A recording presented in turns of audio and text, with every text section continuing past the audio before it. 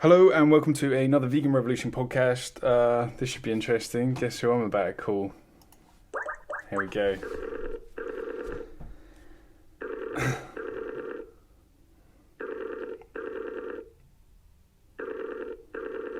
If it works, if she's there. Hey, what's up? What up, Eisel? Hi, it's Not supposed much, to be. bro. Okay. So you can see us, yeah? Yeah, At I can my see. At my end, I'm recording the video of me, but not the video of you. Fair enough. You know, you keep your face good. But so I'm recording the audio and the video, but your audio only. Yeah, got it. Yeah, I suppose. So you've. Oh, all right. I don't know your name. Sorry. Melissa. Melissa. Yeah. Hey, how's it going? I don't know your name either, actually, other than Vegan Do Revolution. you want us to call you Big Rev or what? That's what I called you back in the day. VR works, I think. It's flows. Okay. It's Big, yeah. Big Rev it is. Okay. Yeah. Well, this has been a long time. I mean, you've wanted to initiate this. I can speculate and say that you probably want an apology for me for some of the things I've said in the past, because I've heard you've been contacting a lot of people recently to try and initiate conversations. No? Well, that ain't new. I mean, my channel, I've fair always enough. reached out to people. I've reached out to people since day one of the channel. So no, I mean, you know, people can make rumors out of anything, and Durian Rider's done that. Like, Yeah. oh, it's a big deal that I got in touch with people in Chiang Mai. I got in touch with people in Chiang Mai when my channel was brand new, and you know, only 200 people had heard of me. Yeah. I got in touch with people, you know, when I had 10,000 subscribers. My whole channel, I've been always constantly reaching out to people from different walks of life for the future of the movement. Now, it's more rare that I reach out to someone who's, for instance, a competitive fitness athlete. But I Yeah. remember not too long ago I did that because there was one competitive fitness athlete who went to a vegan-only conference, you know, like a special conference Okay. for people who basically vegan in the fitness industry. And I thought, wow, I'd like to hear about that. Like, I'd like to know what that kind of conference is like or what goes on there. So, you know, sometimes even channels where you might not think, I'd write to them saying, hey, you know, do you want to come on the show? Do you want to talk to me? When there is something we have in common that I think is worth discussing, I reach out positively to all kinds of people, including people who either really do hate me or people who pretend they hate me. Sure. Pretend they hate you. Sure. Yeah, that's a fair Well, comment. Well, it's part of what people do to dramatize their channels on YouTube. You know, there's a lot of phony hate and hate. Oh phony no, anguish. I like the way you describe that. I mean, I've referred to you as my arch nemesis. You know, that's all in good humour more than I don't really see like that. I mean, the way I see it is like I'm up against McDonald's; they're the enemy, but within that there is some infighting within veganism. And you know, I originally gave you a shout out when you first started. When you were on your few hundred subs. Yeah, and I did think like, oh, this is interesting because here's a guy who's doing something that other people aren't, like kind of long videos talking about mostly the ethics and a little bit of the psychology of the people in the mix. But I think I just wanted to know what your motivations for the podcast were. You're saying it's to progress the vegan movement, but I've pissed you off too much, man. I think like there's some, come on. Well, look, man, I think you also are changing. This year, you might say in 2016, a lot of vegans on YouTube had overly leveraged expectations. Back in 2016, quite a few people, when they first talked to me on Skype, or you know, sometimes by email or other kinds of messaging, that one of the first things they'd say to me is, "Why don't you just quit your job and do YouTube full time?" The people used to say that to me in 2016 all the time. And in 2017, I think a lot of people, the first big impetus for philosophical and political change was actually that they lost faith in that. They lost faith in the idea that YouTube was going to pay their rent. And then following soon after that, I think they started to ask themselves, well, why are they making these other compromises? Like, if you no longer believe you're going to make money out of this, why are you compromising with somebody like Durian Rider, whom you may find offensive or reprehensible in different ways, or who may just be insulting and hurting your friends in different ways? Because most of us, you know, that's one example. There are numerous other examples. I think a lot of people start to look at the meaning of and purpose of what they're doing in a different way, you know, as that year has shifted. So anyway, I do think a lot of things have changed in the last year on your channel and probably how you perceive both your own activism, i.e. real world activism, and the function of your channel. And I think, you know, across the whole scene. a lot of things have changed that way. And also, as you know, like a lot of the things you used to scream at me about, you used to engage in active conspiracy theories, claiming that I used to be an employee of the CIA. And if I was, that doesn't in any way discredit me as a voice of veganism, let me just say. I'm sure there are some perfectly good, highly ethical vegans working for the agency today, providing quality intelligence work. I just want to say that. Oh, actually, used to indulge in this range of things, but including, I mean, you used to rant on. You used to believe that my court case wasn't real and so on. And at this point, so many of those facts have been disclosed and proven redundantly that I knew that you'd be coming into this conversation with a very different set of attitudes and assumptions than you would have, I think, just 6 months ago. Like, I think you now know that, like, on every kind of talking point or sticking point, I was telling the truth and other people were lying. And I was telling the truth consistently for whatever, a year or however long you're counting. Yeah, I suppose I never. Oh, I'm getting a bit of feedback. I don't know if you could turn the volume down a little bit on your end or something. I don't know if that helps with the recording. Yeah, I think. I never said you were a CIA agent. I said I'm suspicious of this guy and he might be, which is this different, I'd say. As to whether, I mean, I do apologise for that because I was too quick to assume and like sort of speculate, which I've learned that speculating just leads to sort of vegan cheaters of the world, and I don't want to be part of that. Right, and you and I knew each other personally before that time too. So I mean, that's not the case that you were a complete stranger speculating about me. You and I had talked for a long time by internet messages back and forth, and you had sent me appreciative messages about my videos, and I had sent you appreciative messages of yours. We talked about what was going on in the scene. So you knew about things in terms of my family situation and my divorce and everything else. We had progressed in the friendship to that point. So yeah, both for outside observers and for me, it was a little weird to see you going off the deep end that way. But as I say, I'm just answering your question. You asked, why talk now? Well, I do think your channel has changed. Your content has changed. Your conduct has changed. I've seen that in your conduct. The types of messages you're putting out now, written messages, I'm thinking of more than videos, but you could say it with the videos too, is very, very different from what you're doing 1 year ago or 6 months ago. And I'm not here to analyze why, but I saw in that change that maybe this is now an opportunity to reach out to you positively. Because like I say, since day one of my channel, I've been reaching out to people positively, including people I have very little in common with, or where there are very clear, ideological divisions. I mean, even, I had one woman on my channel who's a conservative Mormon who believes in no sex before marriage, and she believes that like pornography is evil and will take you to hell, and she doesn't even believe in masturbation. I've had people on my channel who really fundamentally have a different view of the world than I do, and again, I think many of my critics don't appreciate that about me because they don't actually watch my channel. But I've always been open to bringing people on who are in that sense represent meaningfully different perspectives within veganism. I don't think I've had a single person on the channel who was actually non-vegan. But, if in theory, I'd be open to that too. I'd be open to have someone who has, a meaningful... Oh, I had one guy who was vegetarian. Not vegan, that's right. Oh, yeah. That guy from South America. Yeah, but anyway, so no, I just say that kind of openness and positive engagement, that's always been part of what I'm doing. And sometimes you get positive results and sometimes you get negative results. But yeah. I'd say, from what you just said there, one thing that I've definitely learned, and I wouldn't even say it was 2016 was like this idealistic phase. I'd say that 2016 was like the death of that a little bit. 2015 was where it was idealistic. Is one of the things I've learned that I'd call you out for what you just said is calling something a friendship or knowing someone personally, having never met them. And I think that's one of the biggest mistakes of the online vegan community is treating people like it's a personal friendship when actually like you meet them for the first time and their body language or the way they interact offline can be completely different. And that's something I've seen time and time again. Yeah, well, but there are also positive experiences. When I met people in Chiang Mai, one of the most common comments I got was that they were astounded that in person I behaved exactly the same way I do on YouTube.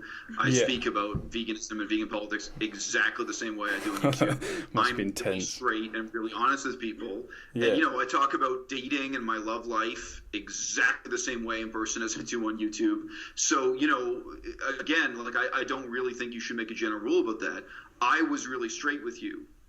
Big Rev. I really talked to you about my real life, my work history, my personal life, my divorce, I talked to you about all that stuff. and in return, you kept a mask on and never told me your real name. So you were fake with me, but I was 100% real with you. And everyone can see that because what I talk about on YouTube is consistent with the facts. And again, for someone like you, look, I understand you're in a difficult position. You used to really look up to, Freely Enduring Rider. I can remember videos you made in the past where, and that's not true. That's not true. Just sit with that. I can remember where you really talked about them in a very respectful way, where you really did look up to them. No, hold on. Let me just finish. They sure. lie about many, many important things. Yeah. Now, just use one objective example. Freely lied about her credentials and her education. They also lied about medical and scientific facts. You can make a long list of things where it's a verifiable fact. This is a lie, and it matters. And you were one of the people who, rather than recognizing that I was really being consistently honest and forthright with you in private communication and publicly, you chose to treat Durian Rider as a more respectable source of information than I was. And you see where that got you. I mean, you see the path that led you down. Those people were liars. They were proven liars. And you used to make accusations, as I recall, even that I was lying about my university diploma, which is ridiculous. I mean, I've been honest about my career and my experience at university to a fault. I mean, I talk in great detail about my experience, how negative it was and so on. So, Rev, that's the way you responded to those those issues and opportunities, and you see where it gets you. But no, so long story short, let me respond. Some people are fake, and some people are real. And I would say the better advice is you got to know what's what. Well, I'm 38. Well, I don't mind playing that game. 38, right? Yeah, it's your name. You're saying you were genuine about your name while I was hiding behind a mask. Like, your name is actually Benjamin. Is that right? No, you've seen my passport. You've seen my passport on the screen. So did you change your name legally? Here's your question. Have I or have I not shown my passport on screen? I can get it. Yeah, you have. But what I'm asking is like, so now you have two choices. Either you believe what Durian Rider says, that it's a fake passport. Yeah. Or you believe it's my real passport. Well, you're diverting the conversation now. That's a bit of a diversion from the point I'm making. What I'm saying is, like, you've changed your name. Yes, and I talked to you about that. I talked to everyone about that. I've talked about it on live streams, talked about it in YouTube videos. It's not a secret. Never has been. I talked about that in the interview with the Light Twins. Yeah. I've talked about that openly always. But you Benjamin. were one of the people stupid enough to believe Durian Rider, and even to go further, creating new lies and stories, embellishing on and expanding on this idea that I was leading a double life, when I was being straight with you. Well, okay, and if you had ever willing to talk to me, I could have been even more straight with you. Anyone who doubted that the case was real, I was like, here, I can give you legal documents. Anyone who doubted whoa. You're conflating a lot of different things here. Like, all I'm saying is, like, you changed your name. That's all I'm asking. They're not different things. They're not different things, Rev. And here's why. They are. Because it's all about me telling the truth and you lying. You lied again and again in a period of about a year and a half for no good reason, not for the benefit of the movement, not to take down. It's very suspicious of you. To hurt me, to hurt me personally, professionally, and on YouTube, and in my job and in my personal life. The last time I talked to you, the last time we talked before this, was you came on my live stream and you told me that you're in touch with my ex-wife. And that I did chat with her. Yeah, I chatted to her a little bit over Skype. Yeah, that's right. I just want you proud of yourself? Well, like, how does that make kind of a person that make you, Rev? Like, it's not like you talk to me about that. Hang on, calm down. Like, let me just give me a chance to explain myself. What kind of a guy are you? What kind of a guy are you? If you let me talk. Okay, so you'd blocked me at that point, so I wasn't able to get in communication with you, and I wanted to clear up my own suspicions. Wait a minute. Let's go to Google and write in Google email Eisel Mazard. You had no way to get in touch with me? Is that the truth or is that a lie? It's not just that. I also wanted to... Is that the truth or is that a lie, Rev? Rev? Yeah. That is already... Mate, listen, right?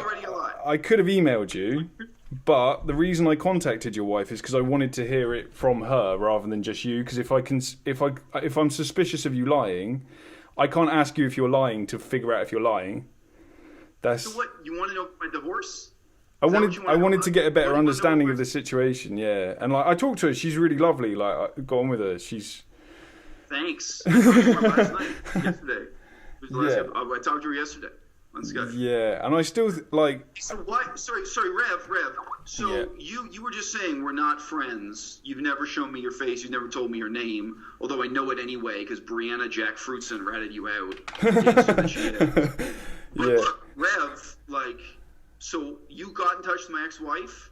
Let's do that most basic thing that sympathy requires. How would you feel if someone did that to you? If someone got in touch with your ex-girlfriend? Oh, it's happened. It's happened. Yeah. I mean, like, I've got nothing to hide, so it's just this is what it is, you know. I'm not asking you if you've got anything to hide. Well, I'm wearing a mask. I'm saying. Wait a minute. You're literally wearing a mask. Okay, and you yourself, Eisel, you yourself. Okay, you're just going to keep talking over me. This is why your wife split up with you. I'm asking you how you feel if someone else is doing it to you. I'm not asking if you got anything to hide. I don't care. You yourself said that I'm asking. You yourself doxed me online saying that my mask was just a gimmick and I had nothing to hide, and now you're using that as an excuse to try and debunk an argument. Like, which is it? Are you gonna look? You think I doxed you online? You did. How did I dox you online?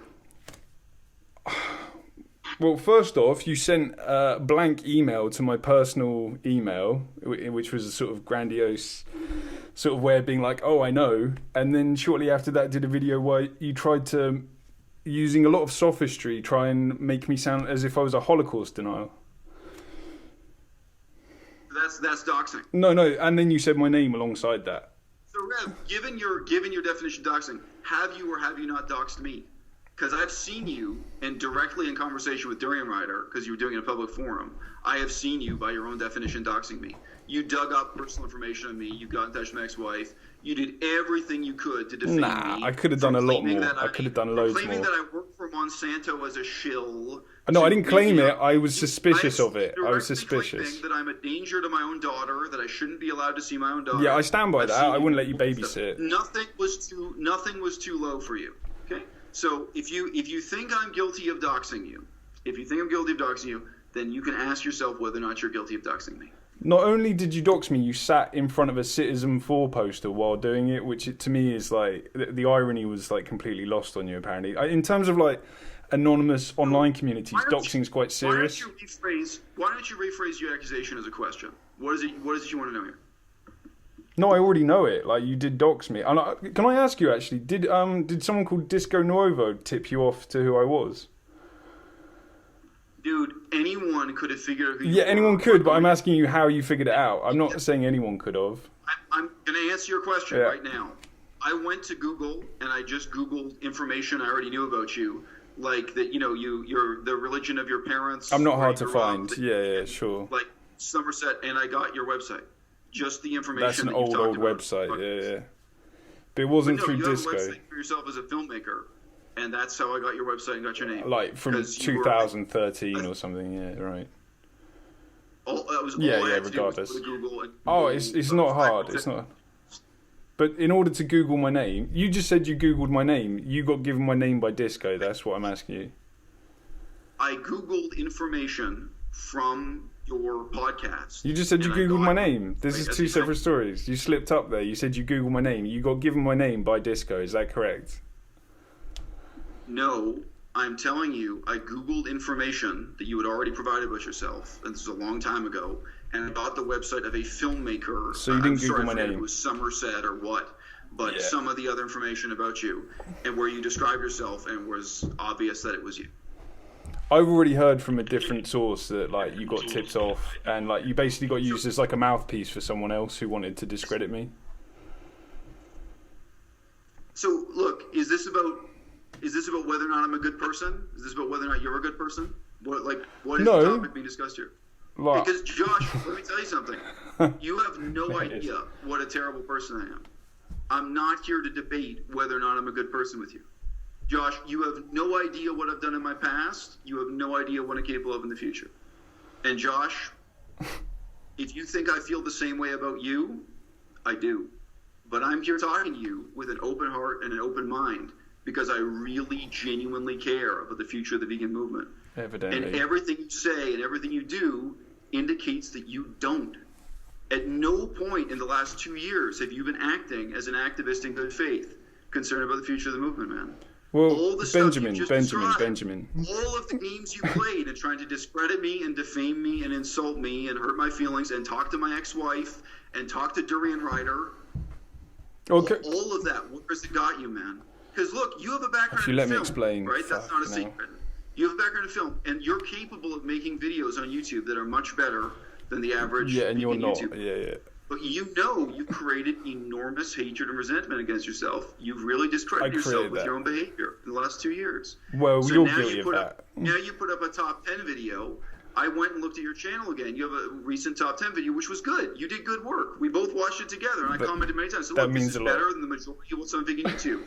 But, Josh, you got like 1,200 viewers on it, and that is really a consequence of how you've treated a large number of people, not just me. You haven't acted with dignity. I'm not thinking in views. And you're not really doing it now. So, dude, look. Your measure of success. Why I reached out to you positively now. It was a good question, and I gave you a good answer. You've just avoided the question. You don't have any good answer for your own behavior over the last 2 years, man. So I'll ask you some really simple questions. Like, I'm interested what your motivation was for changing your name from Benjamin to Eisel. I have a video on that. I think it's like 40 minutes long. Oh, so I haven't watched it. But can you do a sort of 10-second summary of that video? No, I think you can go and watch the video if you're interested. But I addressed that like a good activist use of my time. Over a year ago, I've addressed that stuff many, many times. But so there's no simple explanation. Why you changed your name to VeganRevolution? Yeah, no, I've explained that as well. Well, first off, I didn't change my name to VeganRevolution. I've talked about that at length. And Josh, these are questions about my personal life. And this isn't how you talk to Sorsha when you interviewed Sorsha Morava. This isn't how you talk to Bite Size Vegan. You interviewed Bite Size Vegan and you asked her about why she studied Sanskrit. You showed her a lot of respect. You want me to ask you why you learn languages? You want me to ask you the same questions? Josh, I'm just pointing out to you a contrast between the way you talk to me and the way you talk to other people you've interviewed. Yeah, but you're blaming me for this difference as opposed to your behaviour deserving different levels of respect. Sorry, what respect do you think I deserve, Josh? Why don't you go ahead and tell me? Okay, so one of the reasons I'm going to tell you. Fucking hell, man. Why don't you tell me just how much less respect I deserve compared to Sorsha Morava? I knew Sorsha Morava back then. I knew her before her channel got big. You didn't know her. You just sent her your CV online. There's a big difference between knowing someone and just messaging them in private messages. Yeah, but that's... Josh, did you not hear what I just said? I just said I knew her. Like, we had a few messages that were in the same Facebook group. I didn't claim I knew her in any other sense. It's just weird to phrase it that way, like you're like best friends or something. You think that's a lie? I'm not saying it's a lie. I'm saying it's a very weird way to phrase it. It's just indicative of like some other issues you got. Josh, Benjamin. You want to get up, go to the bathroom, wash your hands, and come back? And you sound rattled, man. You think I'm lying? I sound rattled. When I say after inviting you to really tell me what is the difference between me and Sorsha. What is the difference? If you invite me, please stop monologuing over me. Today through Facebook. That's all I'm saying. Just saying, I don't really have anything against Sorsha. I've made a video supporting her. Well, first off, I did treat you with the same level of respect starting off. I put you in the top 10s. I gave you a shout out. You know, I was keen on your videos. I advised people to go and check out your channel. To begin with, the same level of respect existed, yeah? But as time went on, and I started to realise, I got very suspicious of you, legitimately for bits of behaviour that didn't really add up. This is why I contacted your wife and stuff after you blocked me as well. But like, what I found is like I'd gone from thinking, oh, here's a guy who wants to have intellectual discussions about things that are going wrong within the vegan movement, try and critique it to improve it and hone it. Would you say that's fair? That's sort of your remit on YouTube? That's one of my major topics. You can just check the playlists on my channel. Yeah. And I do a bunch of... But I always say again, pets. fundamentally, my YouTube channel is about my life. So, I've got videos about Game of Thrones. I've got videos about A Song of Ice and Fire. Game of Thrones is your life. How I Chinese. I got videos about rap music. So, yeah, that's part of what I do. But, you know. Yeah. Yeah, so just over a period of time, I started to realise. I didn't realise it, but I became very suspicious of your motivations because it seemed like all you spent your time doing. A really good example of this, right, is like Gandhi, right? Gandhi does a lot of good. His net good. Hang on. Before you start rolling your eyes, chill out. Gandhi did a lot of net good in terms of what he did overall for humanity, for India, right? But then there's stories of him like hitting his wife or some other bullshit that he did. Maybe he molested some children or something, right? And these rumours end up being, anyone who wants to discredit him, that ends up being their entire focus. And so I feel like a lot of your channel has been just trying to find that one thing that you can discredit another activist with, and then making that your entire focus about your criticism of them. Hang on. Before you pick up the mic, whoa. Let me talk. And so, like, for instance, I'm concerned that if someone wants to look up the works of Gary Francione, Gary Yourofsky, and these are people who I think their motivations are very pure. They're not above criticism, and I think that seems to be your role in the movement, is to criticise these people. But I'm a bit concerned that when people look for things on YouTube, there's this kind of like wall of Eisel Mazard criticism about a person before they actually get to the content that's going to benefit them. And so you're going to taint their opinion of them before they even get to the vegan stage. And I think you might actually be preventing people from learning about veganism with your criticisms. Josh, you're up. How do you apply these standards to yourself? Because I have criticized Gary Francione and Gary Yourofsky, for example, on very substantive, very important matters in a thoroughgoing and responsible way. Yeah, but not in the big picture. Not in the big picture, it's not. It's time to talk. It's time to talk. So, for example, with Gary Yourofsky, I address what he actually says about violence, what he actually says about, terrorist groups like the ALF. I directly quote him, I let him speak, and then I give you commentary on this. You never did that for me. You've never lived up to that standard for any of the people whose name you've blackened. I've seen you instead presenting criticism of me, which is full of outright malicious lies, innuendo. You've just claimed you never specifically said I work for the CIA. You just speculated something like that. I was suspicious of it. You trade in, a form of criticism I can't call critique. And so why don't you ask yourself the question? You've just asked, how would someone perceive Gary Yourofsky, for example, if they first encountered him on my channel? How do you think people perceive me when the first thing they've encountered are the lies you tell about me? Because you've now got 2 years of telling lies, a lot of them recycled from Durian Rider, but some of them made up yourself. And you said unforgivable things about me, my personal life, my professional life. You said that I'm guilty of financial fraud. So I'm going to do a fundraiser in the future to post this children's story. Let's ask you, what do you think the impact is on people who might donate to support that storybook? Get a copy of the storybook and promote its donation. If what they know about me comes from you, or if what they know about me comes from Durian Rider. Because you've been even worse than Durian Rider in the last 2 years. And I've seen it, man. I've seen what you've said to say. I've been worse than Durian Rider. I don't know if I agree with that. It's so I listened to Josh, I didn't ask you if you agreed. You just presented a very clear set of moral criteria for me. Why don't you hold yourself to the same standards? Yeah. You don't. It's complete deflection. I get it. So first of all, I've listened to you that you. Oh fucking hell! I can respond to the deeper part of your question. That's the first part of my response. Yeah. We can have a deep discussion about the nature of critique within the vegan movement, within the digital dilemma. I'm very happy to talk about that. But Josh, what you're doing really is projecting. What you're doing is projecting onto me a sin you are much more guilty of, and where you're not interested in keeping yourself accountable. But look, about Gandhi, about why I rolled my eyes, because we can go back to this. I'm not evading it. I'm happy to discuss the issue of critique in depth. I really am.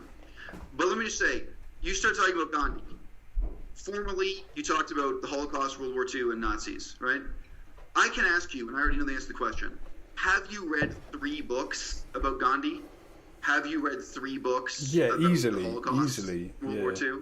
Because my impression of you is, during your whole podcast about the Holocaust, etc., you were constantly invoking the fact that you didn't know what you're talking about, you hadn't done any reading, but here's your opinion. You did that repeatedly.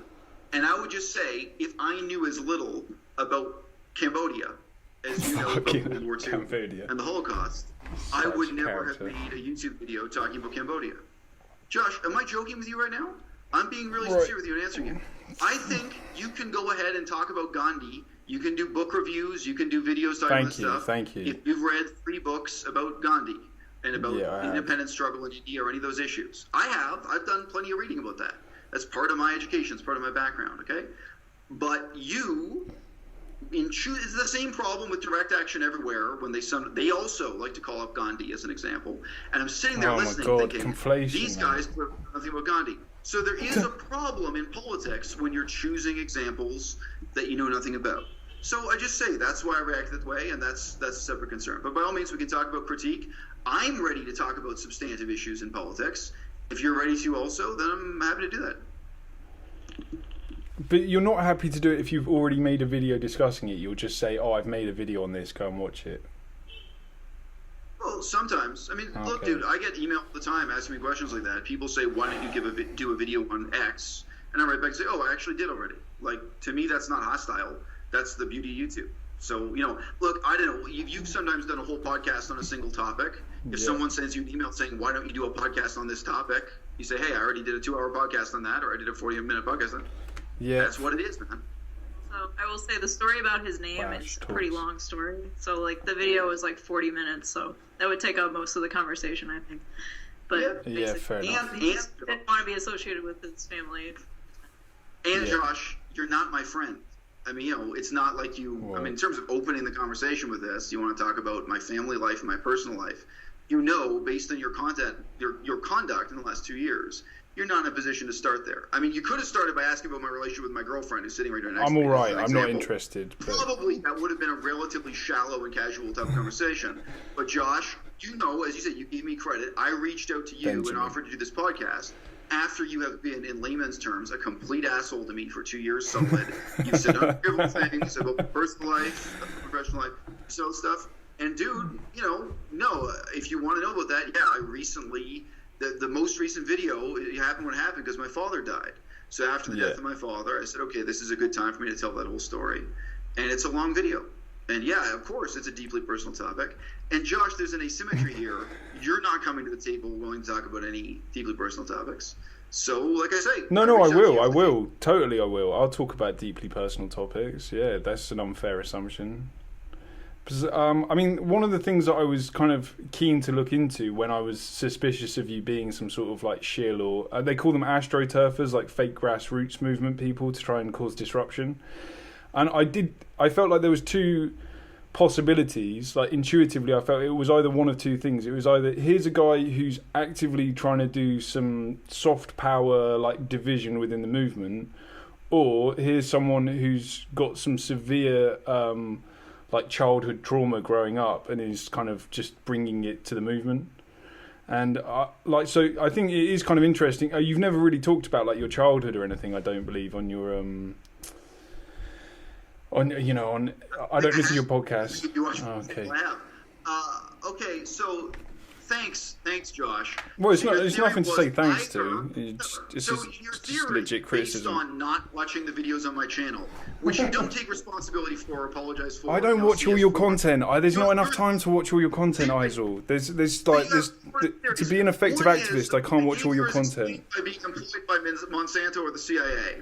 So one theory is that I'm a secret agent. Is one or the other. The only other explanation you can think of is that I've been driven insane by childhood trauma. So tell me something. Not just trauma, but just like being weird. This is Josh, this is your intelligent response to watching, say, my critique of Gary Yourofsky and Gary Francione. Yeah, totally. It seems like, I mean, as I understand it, you're the youngest sibling of like 9 or something, right? Is that right? Gee, is that a secret, or is that something I talk about openly on my channel and you therefore know it? Oh, Josh, your wife told me that. That's how I know about it. You actually see no other explanation for why someone would want to sit down and talk in a thorough way about Gary Yourofsky's position on violence or Gary Francione's position on single issue causes. You can't think of any other reason than childhood trauma and insanity for those videos. Josh, I really have to question your intellectual integrity here. That's what you got from those videos, huh? And you, Josh, so you said you were going to talk about deep personal issues. Do you not feel any interest? Do you just feel nothing when you look at videos dealing with those kinds of complex issues within veganism. Look, I still have messages from you back when you used to thank me for those wonderful. same videos. And you used to say they were insightful and important. No, some of your That's content. how you felt about them. Some of your content is. I know. Oh my god! Please let me talk. Some of your content is great, and it's things that haven't otherwise been discussed in the vegan movement. And you're willing to call some people out when it's an unpopular move, whether it's Nina Miranda, Jeff Nelson, Sam Harris when he wrote a fairly shit book, and you called him out for it. And I appreciate. And you're the person to take on those people. I think in a way that criticizes them. I think that's great. Wait! Come on! Oh, you're going to keep talking. Or because I'm insane? Because I had a traumatic childhood. Why, Josh? What qualifies me for that? Let's hear it, Josh. I mean, I stopped talking. I figured that it was childhood trauma by the time you'd done the Sam Harris and Jeff Nelson call out. So I figured it was. But sometimes that's useful. Just so, I'd say Durum Rider has done some good within the movement, and that is partly due to the fact he is so fucked up. He's the guy to take on the woo-woo health movement like 7 years ago, just because he's so relentless and such an arsehole. He is the person to take down David Wolf or Matthew Monarch and all these other kind of like these. They were people just selling like deer antler products to gullible people, right? And he was the person to call them out. When he tried to take down me, what happened? I'm so proud of it. But this is what I'm talking. This is the way you're talking. How did that work out? Let me. You tried to take down the wrong guy, huh? I think the way you've handled it is very typical of someone who's the youngest of 9 children. What you think about how I handled it? Do you think I care? Do you think I? Yeah, you care. Josh? You really care, mate. You care. Definitely, you Josh, care. is that what I want to know? Is that what I want to know, Josh? But I think a lot of when you're useful is coming from the same. Oh, you're not going to let me talk. This is why your wife split up with you. You're just fucking relentlessly trying to prove yourself right without listening. Josh, I'm not trying to prove I was right. When you were suggesting I was a bad person, I said to you, Josh, I'm a terrible person. You don't know the half. I'm not going to debate with you whether or not I'm a good person. I'm not here to defend my moral character. I'm not defending being right, being I'm wrong. not saying this is. I've never said any of this. I've never said any of this. You're just putting words into my mouth. It's pure sophistry, man. You're such a sophist. It's all straw man. Benjamin, come on. Is in the future of the movement. Okay? No, it isn't. It's not. It's partly because you're not the oldest child. Josh, it's your time to listen. This is an interview. You're interviewing me, right? I'm not interviewing you. Hang on, whoa. You asked to do the podcast with me. About the man behind the mask. I'm not here to ask you about your childhood. Whoa, I'm not here suggesting your behavior as a childhood trauma. You're the one suggesting that to me. You contacted me to do this podcast. Let's be clear about that. Josh, the role of critique. You're recording. Hang on. You're recording this. You're recording this your end. This is a mutual collaboration. This is not an interview. This is a conversation, right? Okay, Josh. Yeah. Okay, Josh. Fair enough. The role of critique is so foreign to you. You look at criticism of that kind, like my videos asking your opportunity, and you think I must be insane, and I must be the victim of childhood trauma to have done that. Josh, this says a lot about you and your intellectual life, because you work in the film industry, where critique is actually an integral part of the industry, where critics are respected and esteemed, even though they can't do the same things as the people they criticize. Yeah, true. I don't think you say to someone who's a critic, hey, you're not as good a director as the person you're criticizing. Eisel, I'm not hanging up on you. Hang on, whoa, please. This is a technical issue. It's a technical issue. You're breaking up. So, Eisel, I'm going to hang up and call you back. I'm going to hang up and call you back because there's a technical issue. Hang on. Fucking hell.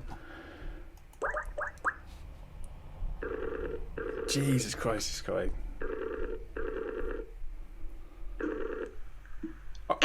Whoa. What I was trying to say is I'm not hanging up on you. There's just a technical issue where the quality's got so low, the recording's bad. That's all I wanted to say. Carry on as you were, man. Okay, so I just put you in question. Josh, I'm inviting you to really consider why it would be that the concept of critique itself is so foreign to you. I've not said this. I've not said any of this. Film, excuse me. Given you have a background in film and in the film industry, the critic and the importance of critique, I think is very well understood. It's something different from the director or the gaffer or anyone else in the industry. I think it's understood to be something important and Yeah, I mean, I think critiquing activism is different because you've got a lot of opinions on it, having not really done any activism yourself. We're getting a really bad connection. It might be worth just turning the video off. I don't know if you can still hear me. Oh, it's like I hear you fine. At this end, you sound perfect.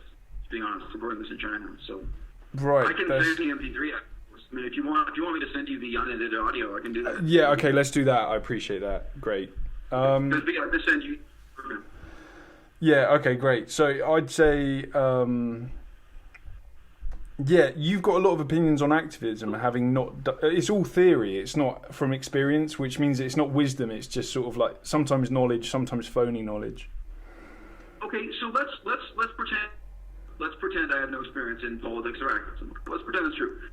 Do you in the film industry say to someone, "How dare you criticize this director when you directed a film"? Do you say that? Yes or no? It's completely different. Josh, who votes on the Oscars? Are only people actors? Oh, fuck the able to vote Oscars. on Why are we talking about the Oscars? The thing, there isn't like an award show. Josh, Yeah. Josh, let me ask you something else. The whole academic discipline of philosophy, of political science, do you think you say, hey, how dare you criticize President Nixon when you've never been to the United States? Is that a valid response to critique? Because I come out of an academic background. Yeah, and I have you're still in it. Experiences you don't have. So look, Josh, you've said in the past you thought my backstory was all a lie, that I didn't really live in Laos and Cambodia, that I wasn't in First Nations politics. I suspected it. I didn't say it was a fact. I suspected it. I have seen you say it more than the internet. My backstory is a fact. I've seen you too much. So you. The quality. But Josh, yeah. you know the backstory.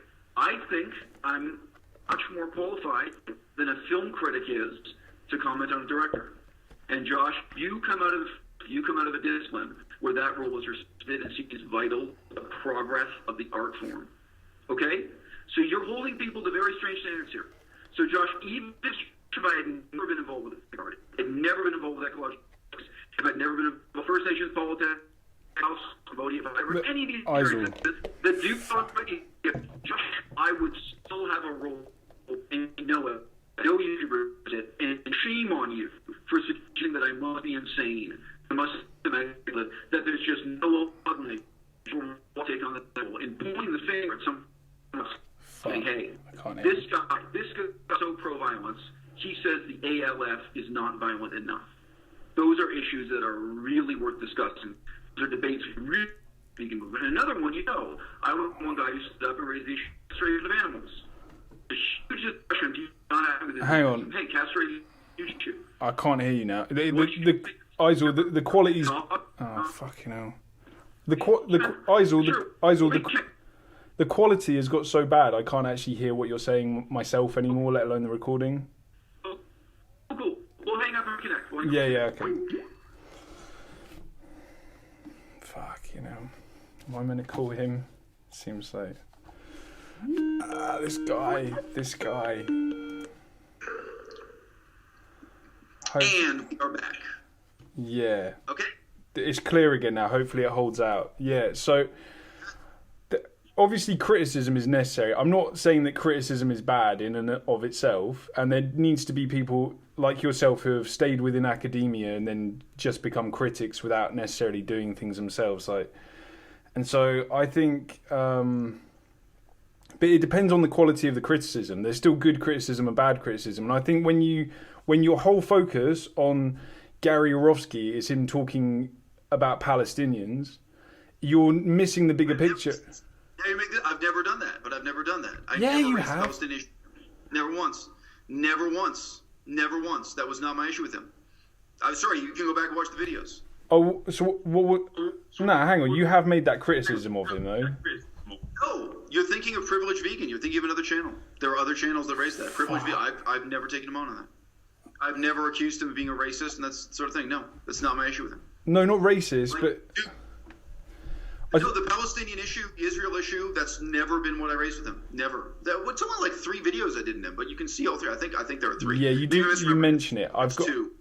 No, but dude, my videos, I'm just saying, that's not an actual example. But look, if you want to take it as a hypothetical example, because that is true, like other channels like Privileged Vegan made that a big deal. But no, it's not my issue with him. So, I think to talk about him in such a, or like your criticism of Cowspiracy, for example, which I thought was good, but it wasn't even enough, because I think you have to recognise that Cowspiracy does a lot of good, but your whole focus was what was wrong with it. And I think if you... That's not true. Dude, I think you may not remember the video, but it's a very positive video that I did on Cowspiracy. I basically don't say anything bad about the film. I talk about the type of bureaucrats you deal with in government and political science, but no, I don't say anything bad about the film. That was my first video to get over 10,000 views, and it's a very positive review of Cowspiracy. So I'm sorry, just mentioning your memory is flawed on these particular examples. But there are examples. I gave a very, very negative review to Casey Taft's book. Here, baby, you can look at it over here. I gave a very, very negative review to Casey Taft's book on vegan activism. That's one where, throughout the whole video, most of everything I say is negative, that it's a bad book. I've said, it's okay, I'll get it set up. Sorry, just messing with the lights here. I've given, I think my video reviewing Gary Francione's book, again, that's a mix of praise and criticism. So, it is what it is, man. Again, a lot of people, their opinion on my channel is not based on actually watching my content. It's based on what Durian Ryder says about it. Nah, and come on. Specifically, well, no, really, because it's very influential. Yeah, people, like some people. People watch Unnatural Vegan and other channels that don't say bad things about me. And no, they haven't actually watched the critiques themselves. So no, sorry, but that's just not true. But Durian Ryder himself repeatedly stated that I had slammed Cowspiracy. And it's not true at all. You can go back and watch the video. It hasn't changed. It's very, very positive. I don't remember Harley saying that. I just remember watching the video myself, and you really focused on like some of the false statistics, which is... my point is the Cowspiracy review was a little bit more balanced, but with Gary Rofsky, you're not looking at his net good, like the good that he does. You're just focusing on him as if he's like this bad guy when he's done so much good. And that's like saying to a film critic, but you failed to say it was a really great film. I don't believe that. I actually disagree with you. I don't believe he's net good. We have a substantive difference in views. So I'm not going to say that because that's not my view as a critic. But I'm sorry, it's as simple as that. But it's not my opinion about Gary Rofsky. Yeah, but this is like the hypocrisy of it is obviously if you feel like you're being mischaracterized, hang on. Like if you feel like you're being mischaracterized, you're gonna come on, fuck yeah. Please, come on, man. You're such a reasonable guy, Josh. I'm just wondering what's coming next. First it said the only reason I could be a critic is that I had a traumatic childhood and I'm insane, or I'm employed by the CIA. As if those are mutually exclusive possibilities. You're not giving the CIA enough credit. And what kind of people do you think they employ? But now I'm a hypocrite for having the incredibly straightforward argument I just made. So let's hear it. Let's hear how I'm a hypocrite, Josh. Well, first off, before I even get into that, sorry, the volume. I'm getting a bit of feedback again. Thanks. That may be an occupational hazard, but I'll try my best. Thanks. To go back to what you said ages ago, there was a guy. I think his name was like Bob. I want to say Lambert or something. There was a guy, Robert someone, and he was basically an infiltrator for the police in the 80s when the ALF was doing lab raids. And he was like heavily involved in the idea of... Yeah. But I've actually got a book. I found this book from like this anarchist library where I am. There's just this random anarchist library. And there's a book on McLibel. And it actually says that this guy was one of the main people to come up with the idea to do the McLibel leaflets that then ended up becoming this huge case against McDonald's where they won. So it was actually the police spy. Yeah, the police spy ended up doing like a lot of good for the movement by accident.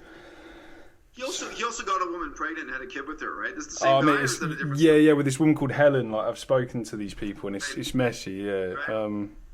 And they've never apologised for it as well, like the police and stuff, which is weird. Well, your first thing is I'm not British. You should know this. Yeah, I know you're not British, but you have to understand.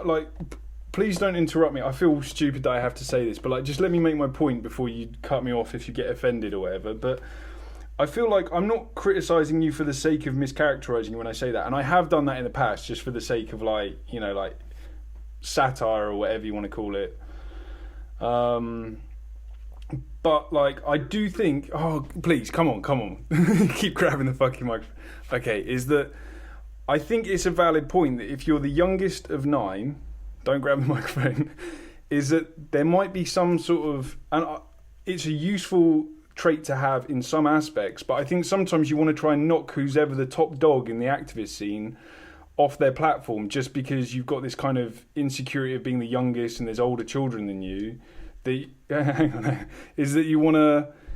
It's kind of like this thing of like, oh, I can, and I've seen it a lot. I've got like big families where, you know, there's like 5, 6 kids, and the youngest one ends up having to be a lot tougher and like slander the others to just kind of find their place in the pecking order. And I do think that I think that before I knew about the 9 siblings thing, it was kind of natural for me to assume that maybe like there's some ulterior motive other than progressing the vegan movement. Now I think you genuinely are vegan. I think you want to progress the vegan movement, but I think you are hindered by the fact that you have this insecurity with other people being perceived as more of a leader role than you. Talk. You think insecurity is my problem, Josh? I think it's That's a problem. It's not the problem. It's a problem. Your sincere impression of me as a person, down to and including the fact that I'm doing this podcast around. You think insecurity. So let me just ask you. Yeah, I do. Compared to anyone else you've met through vegan YouTube, in terms of security, self-confidence, security, do you think I have more or less of a problem with insecurity than, say, Saoirse Morava? I just think she's got more. Then say she any takes of criticism the people better. you met when you were hanging out with, when you were going to the meetups in London.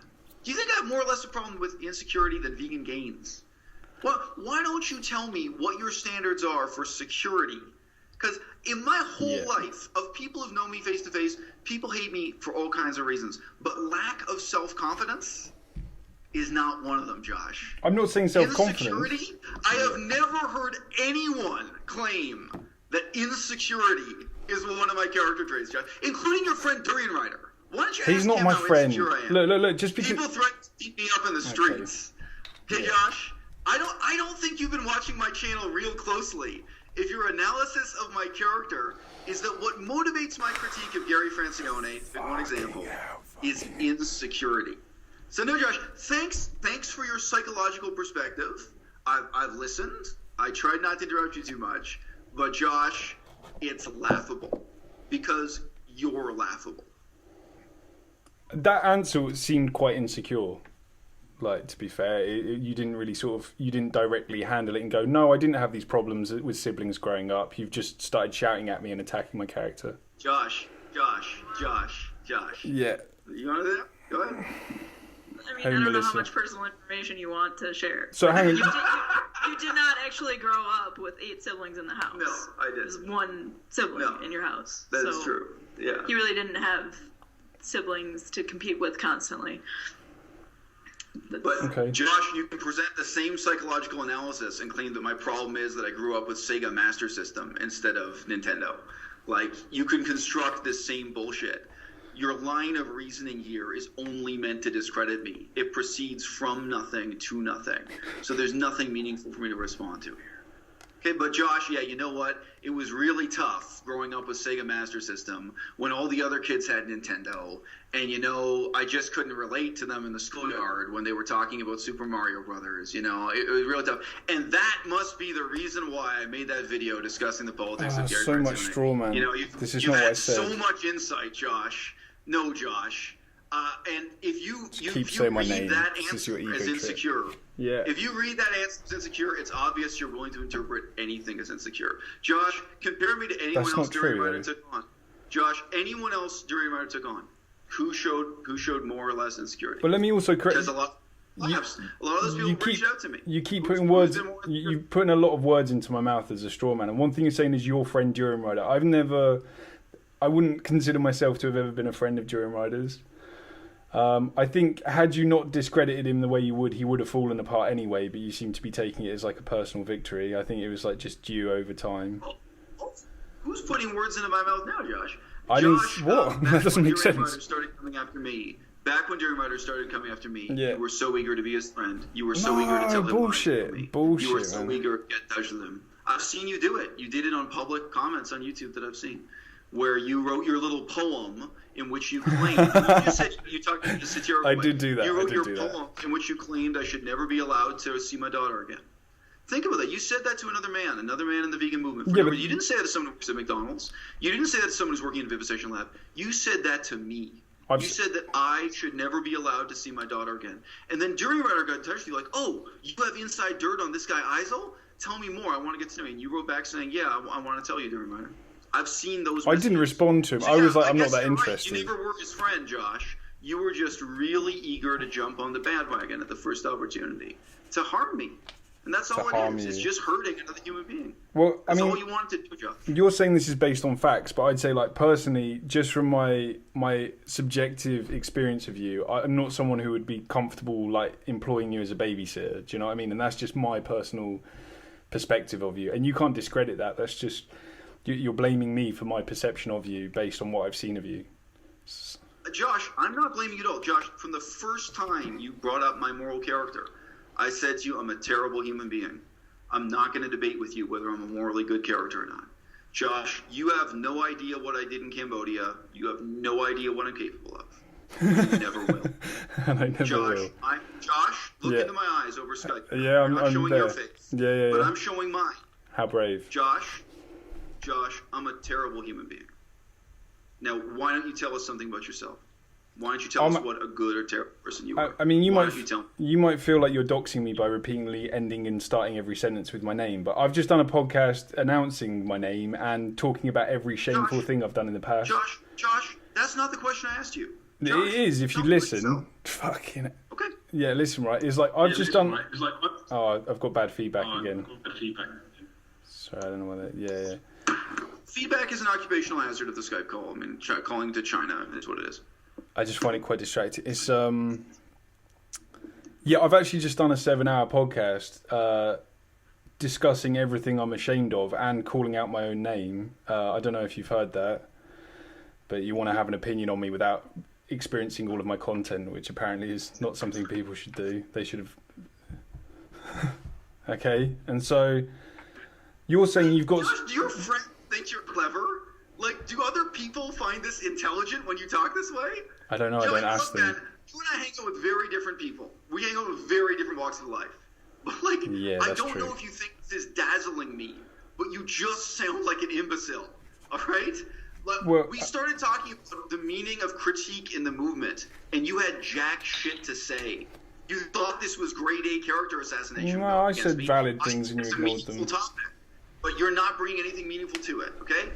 Now you want to call me insecure? I said, well, I got to tell you something, Josh. In my life, there are people who hate me for being too self-confident.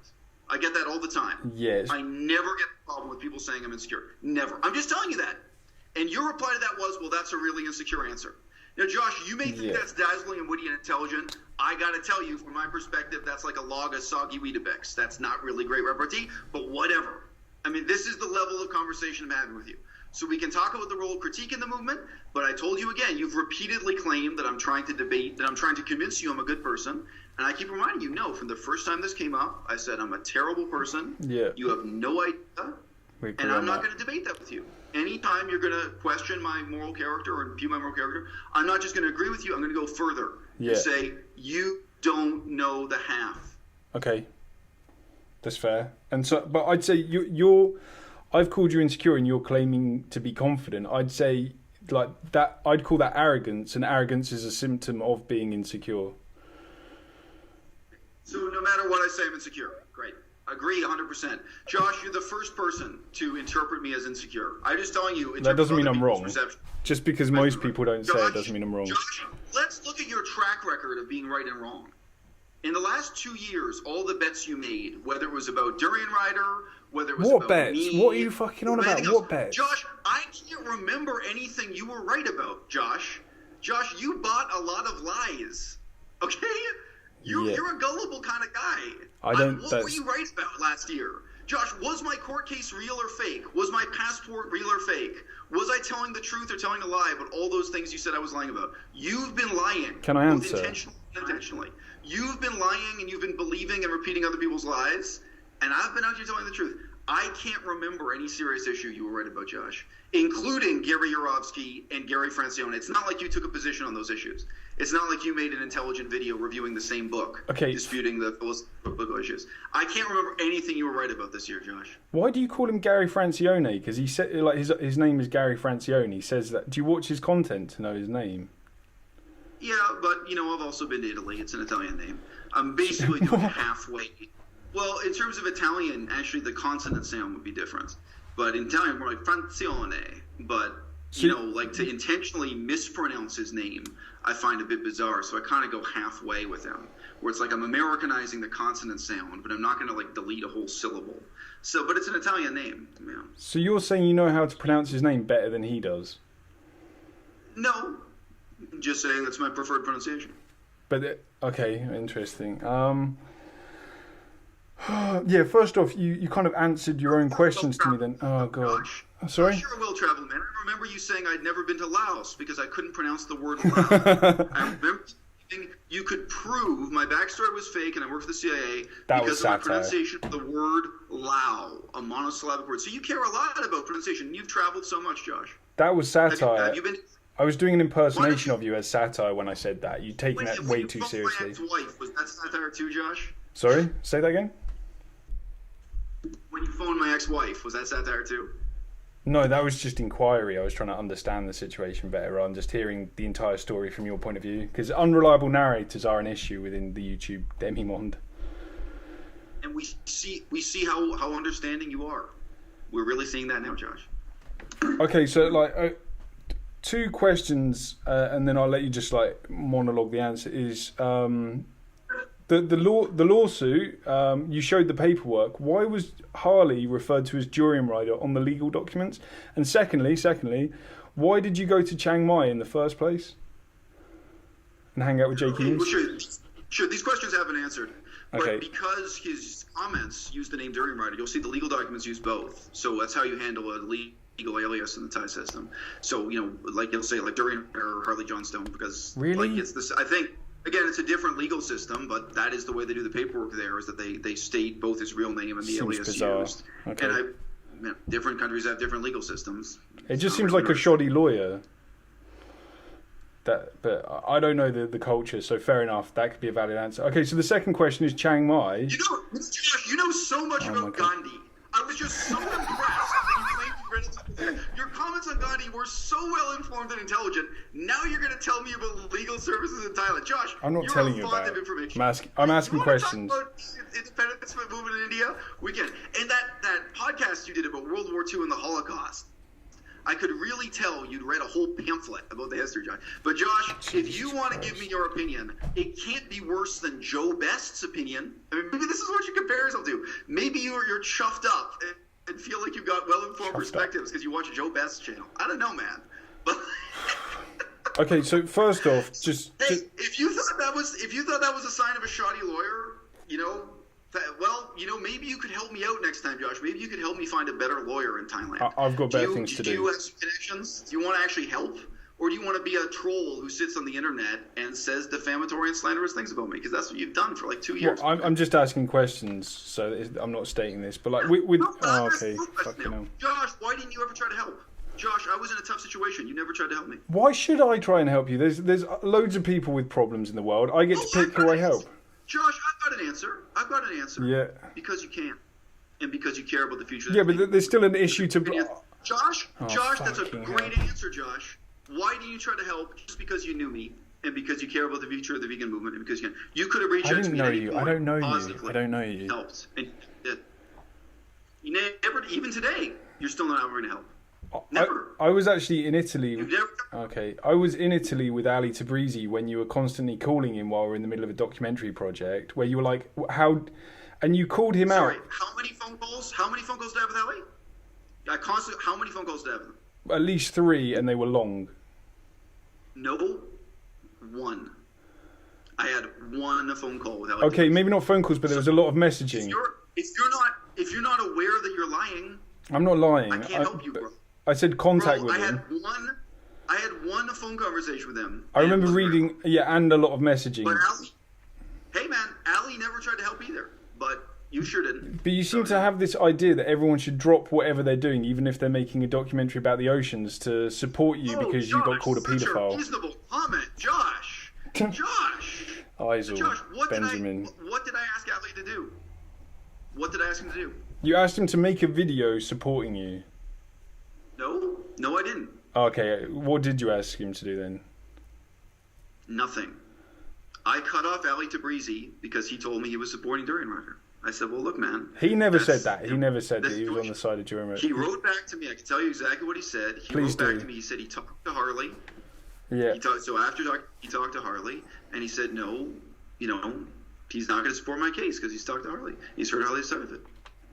So no, he did not use the word supporting Dairy Rider. But for me, it was like, look, man. And he was a friend of mine, as much as anyone on the internet's a friend.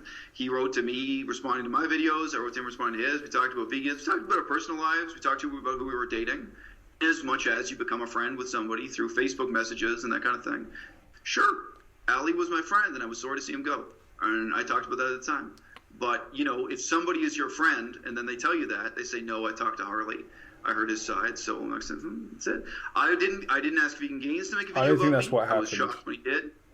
I didn't give Ali Tabrizi any kind of ultimatum about that, but Ali didn't care and didn't want to help. From my perspective, he was taking Harley's side. So look, he had better things to do. That's what happened. He had better things to do than to make videos supporting you. That was all it was. So you want to lie, Josh? Do you want to live in make-believe land? I think you're currently lying. I don't think he ever supported Jeremy Rider. He just didn't want to have a position on it because he was busy making a documentary. Thank you for making up that story that has nothing to do with reality. I'd like to tell you about my pet unicorn. I feed it only free-range organic mangoes. I mean, you're like the George Galloway of Josh, do you vegan think I'm bullshit. interested in your perspective? You're talking about a Facebook conversation you've never seen, and you started this claiming that I was calling him constantly and had 3 long phone calls with him when I didn't. So this already started with you either telling lies or repeating lies Ali told you. I mean, maybe you made this up, maybe it's something he told you, maybe it's just how your memory blurred it. But everything you've been saying is false and wrong. If you think I'm really interested in your perspective on a pretty brief Facebook conversation that you didn't see, I'm not. So thanks, Josh, for volunteering your ignorant and dishonest opinion. Okay. Once again, I'm not really impressed. So, dude, as with Gandhi in the Holocaust, I'd advise you to talk about things you know about or to ask questions. Yeah. It's your unicorn, those organic mangoes, man. I'm really not interested in what you feed your unicorn. Put the mic down, It's with the Holocaust thing. What I did, which some people, you put it down, man. Come on, give me a chance to talk. Dude, no. This is exactly what I'm not going to give you a chance about. When you know as much about the Holocaust as I know about Cambodia, you're not going to let me talk about it. You're not going to let me discuss my stance on it. I am not going to discuss the Holocaust with you. I'm not. This is my issue, right? Is there's people. The whole thing that I said on that podcast was I want to try and understand why deniers. Josh, oh my god! You came at me saying I'm not qualified to talk about activism. You haven't asked me. Josh, you didn't ask me. Josh, you didn't ask me what experience I've got. I've been to protests. I've got experience with activism. You didn't ask me. Well done. You told me I have no experience with activism. I do. Protests aren't really. Come on. Okay. Sorry. Josh, let me ask you. Josh, do I or do I not have experience with activism? I do. I also have a background in politics that makes it common. But Josh, in your opinion, I'm not qualified to read a book by Gary Francione and do a book review on it because I don't have enough. I've never said that. I've never said that. That's the position you presented here, and we debated it. This is just textbook sophistry. You're trying to reframe my argument into something that sounds ridiculous. Talking about unicorns. What the fuck is wrong with you? I'm a terrible human being. Wait. I'm telling you straight to your face, you're not letting me talk, bro, man. You do not know enough about the Holocaust to come to me with this. And you said yourself in that podcast over 20 times that you don't really know what you're talking about, and you haven't done any reading, and you don't really know the history, And dude, that's the end of it. You don't know. But There's no but, and I'm not making any excuses for you. Whatever you want to say about the Holocaust, I'm not going to hear it. The podcast that I made, oh my god, the podcast that I made was trying to understand the perspective of those denying it. I know, and look at what a great job you did. And dude, when you've done as much reading about the Holocaust as I've done about Cambodia, let's talk about it. But dude, next topic. I have zero sympathy for you there. You were talking out of worse than ignorance. No, I wasn't. I was trying to understand other people's ignorance. That's a complete, I wasn't trying to claim that I'm a professor of Auschwitz, I don't have I know your excuses, Josh. I've heard your excuse. Your excuse is you don't know what you're talking about, but no, that's not what I'm saying. That's not good.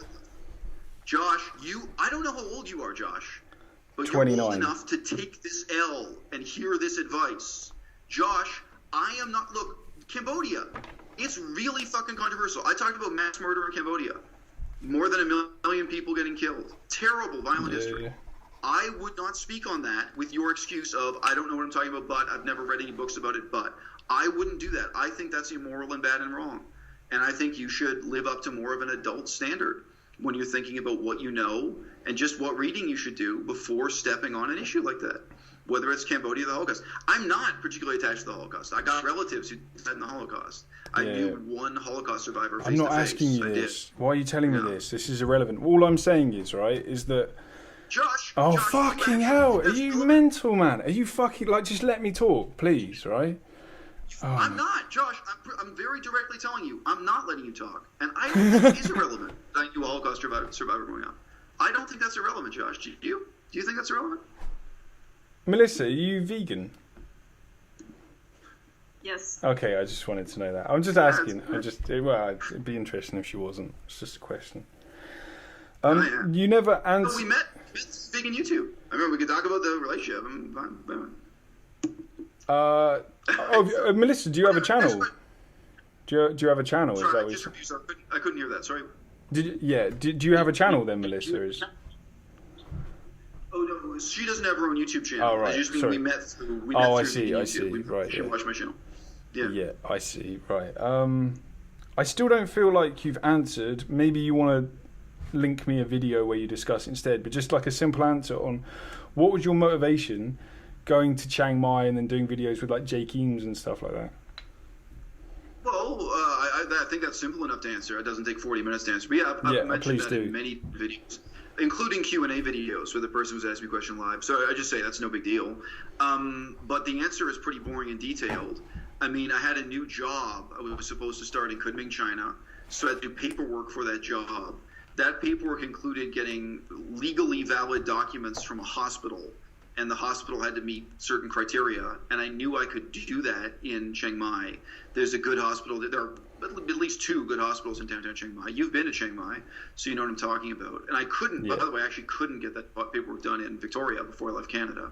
So in terms of what my options were, I needed to go somewhere to get that paperwork done, and somewhere I spoke the language, because I still spoke enough Thai at that time to communicate in Thai, not at a great level, but simple interaction.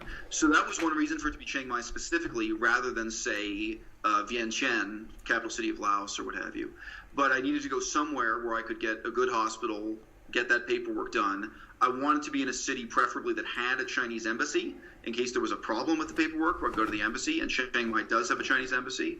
So there were a bunch of considerations like that, and then I was going up to Kunming. So I arrived before the festival started, and I left only a few days into it beginning. I wasn't there for the festival. But it's also true I did have a couple of friends in town who I met up with. You mentioned Jake Eames. I really liked his channel. It was taken down because of people like you, Josh, which is... I didn't take down his channel. What are you on about? Sorry, what did I just say? I said it was taken down because of people like you. People like me or me? Yeah, the kind of behavior you show on the internet. I know a lot of people like me. Are you saying that? Including your. Are you saying Jake Eames? Shameful behavior on the internet. Josh, you engage in a lot of shameful behavior on the internet. You say a lot of things just to hurt people's feelings. Josh, I could just throw up screenshots of the things you said trying to make unnatural vegan cry. It's ridiculous. Like you get it. You say I'm an unreasonable critic. When I'm criticizing Unnatural Vegan, I'm talking about the content of her philosophical and political views. I've seen you just engage in the most vile attempts to make her come cry. on. You can be the same. You can be the same. And I've seen you do that in all kinds of channels. And yes, Josh, I know people who have quit vegan YouTube because of the content that you and people like you bring to it. Sure. It's sad. People quit the scene because of the poison you bring to the scene. But anyway, that's the answer to your question about Chiang Mai. I had a bunch of practical reasons to be there. And then also a couple of people like Jake and Leah were in town who I knew I could meet up with. And I met up with other vegans who wanted to meet with me. So yeah, I've talked about that from different angles in different videos and interviews and Q&As. I personally found the video... Oh, I'm getting the feedback. It's I personally found the content that you made with Jake Eames quite disturbing, because it almost seemed like you were grooming him to kind of like speak your language and have your opinions, and he was just happy to have a friend because he felt quite disassociated from the rest of the group, and you were quite keen to just point out all the negatives of Chiang Mai and to really kind of like push his worldview as yours. And it, like, for example, with Vegan Cheetah, Josh, fucking you're an hell. idiot. Do your It's very friends funny. think you're insightful when you say this kind of shit? I don't ask Like, them this what they is from think of me. thinking of my relationship with Jake Eames? What the fuck, man? I said I personally Like, found it quite creepy. Do you talk this way to people face to face? Yeah, I do. Like, yeah. yes, personally found it. Well, let me tell you something else, Josh. Every single person I knew was your friend 2 years ago. None of them are your friends now. I know a lot of some people. of I've had them people write to me. I know a lot of people who hate you, and not even for your antics, personally. So, dude, you should probably examine this behavior.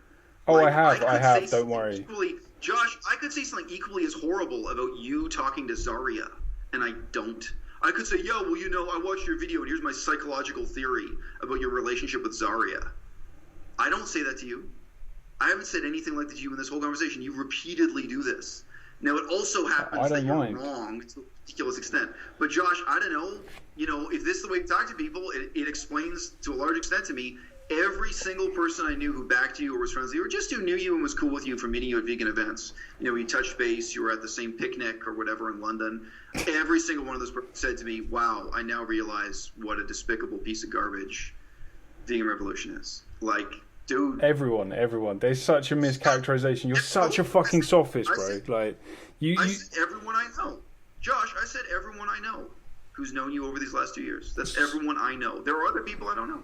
I'm sure you've got friends. I'm sure you've got friends who really love it when you say, I watched a video on YouTube of you talking to someone else, and here's my psychological theory about your relationship. But there are people who really appreciate your insight. Well, no, I also think you have got to be the worst possible witness of that. But Josh, you're batting zero here. You're batting 0 for 1,000. Every single one of your theories has been an L. So thanks for your theory about my relationship with Jake, but it's garbage. According to you. Next theory. Next brilliant, insightful question. Okay, so from talking to your wife, she said that your portrayal of being a father and being very involved and getting like you said. Hang on, whoa, come on, Eisel, let me talk, man. I haven't made a point. Years. What do you mean, hang on? You want me to sit here while you're telling lies about my personal life? Well, you do the same thing to me. You just discolour everything I say with your own version of it. You talk about fucking feeding unicorns instead of the point we're trying to make, and I just have to sit here and listen to you shout my name on repeat. Just calm down, mate. Like, so she said... Josh, why should I calm down? Josh, why should I calm down? You're talking about my relationship with my ex-wife and my daughter. Why should I calm down? Well, just hear me out before you try and, like, it just comes across... Josh, that's an even better version. Why should I hear you out? Well, you don't have to. With a lie, claiming that I misrepresent how involved I am. I haven't said anything yet. I haven't said anything yet. I haven't made a point yet. You know you're lying. I haven't even made a point to lie about. You were personal friends with me the last time I saw my daughter, and you sent me messages saying how meaningful it was, the video I sent back from Germany. I went to Germany and went to France to see my daughter, and you wrote to me personally. You said how moving it was to see the video footage of me playing with my daughter. You wrote that to me. You are living a lie on many different levels here, No, Josh. I'm not. You haven't even heard what I'm going to say. You have not even heard, like, all I'm doing is quoting your wife. This is insecure behaviour. You are very insecure, man. The way you're behaving is very insecure. You can shout over me, but it just comes across as insecure. Josh, I'm not insecure. Yeah, well, according to you, what you're doing. Everyone would love to be their own critic, but the problem is you don't get to be your own critic all the time. So here, fucking hell. Can I talk?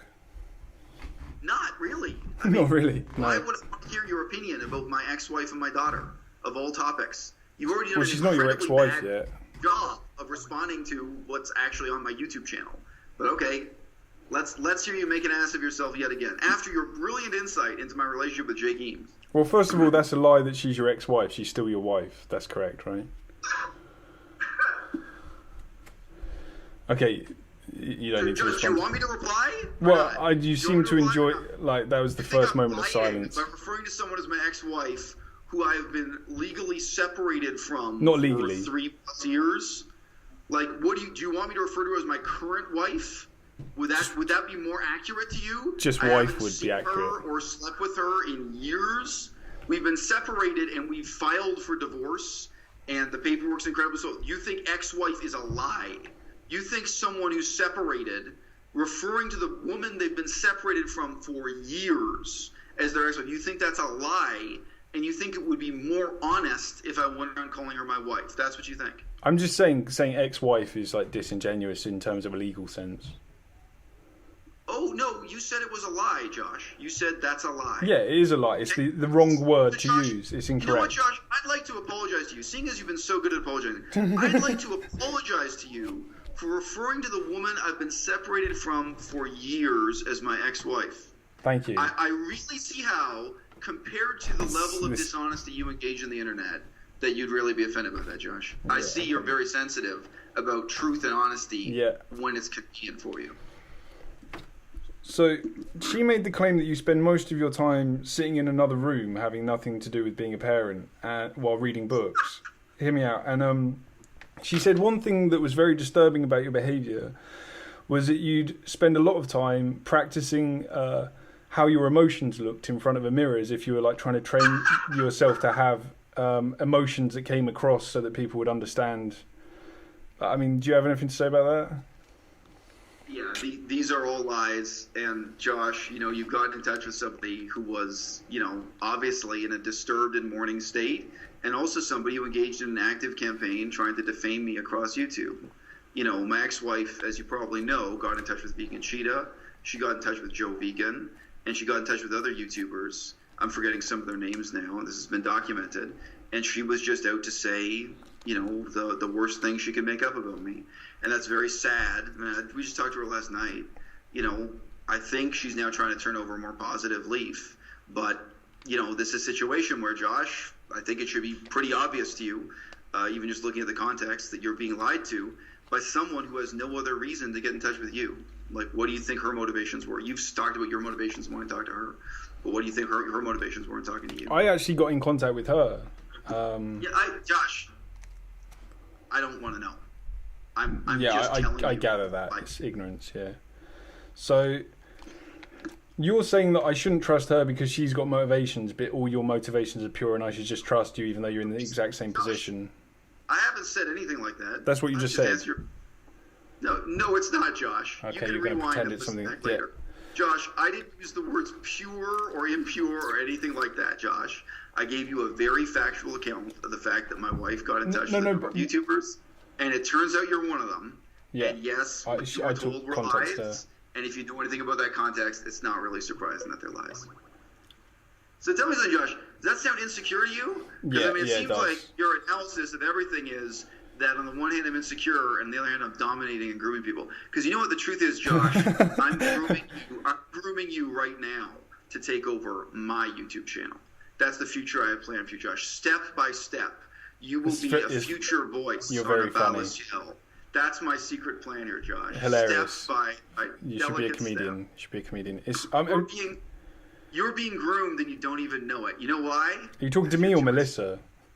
Because you're too insecure. I'm talking to you, Josh. The dynamic between Melissa and yourself is very similar to the Jake Eames videos that you put out.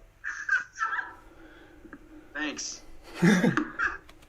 Okay. Next question. You were talking about net good earlier, and you were saying I'd agree with you that Durian Rider's probably he's done less good than he's done more bad than good, basically. I'd agree with you on that. Hang on. But like with Gary Ross, I encourage you to talk. Yeah, why don't you talk about Josh? Why don't you talk about your own past relationship with him, though? Because there was a time when you really believed, and then you lost faith. I didn't have a relationship with him. You wanted to talk about personal things yourself. You could talk about that. I had zero relationship with Durian Rider.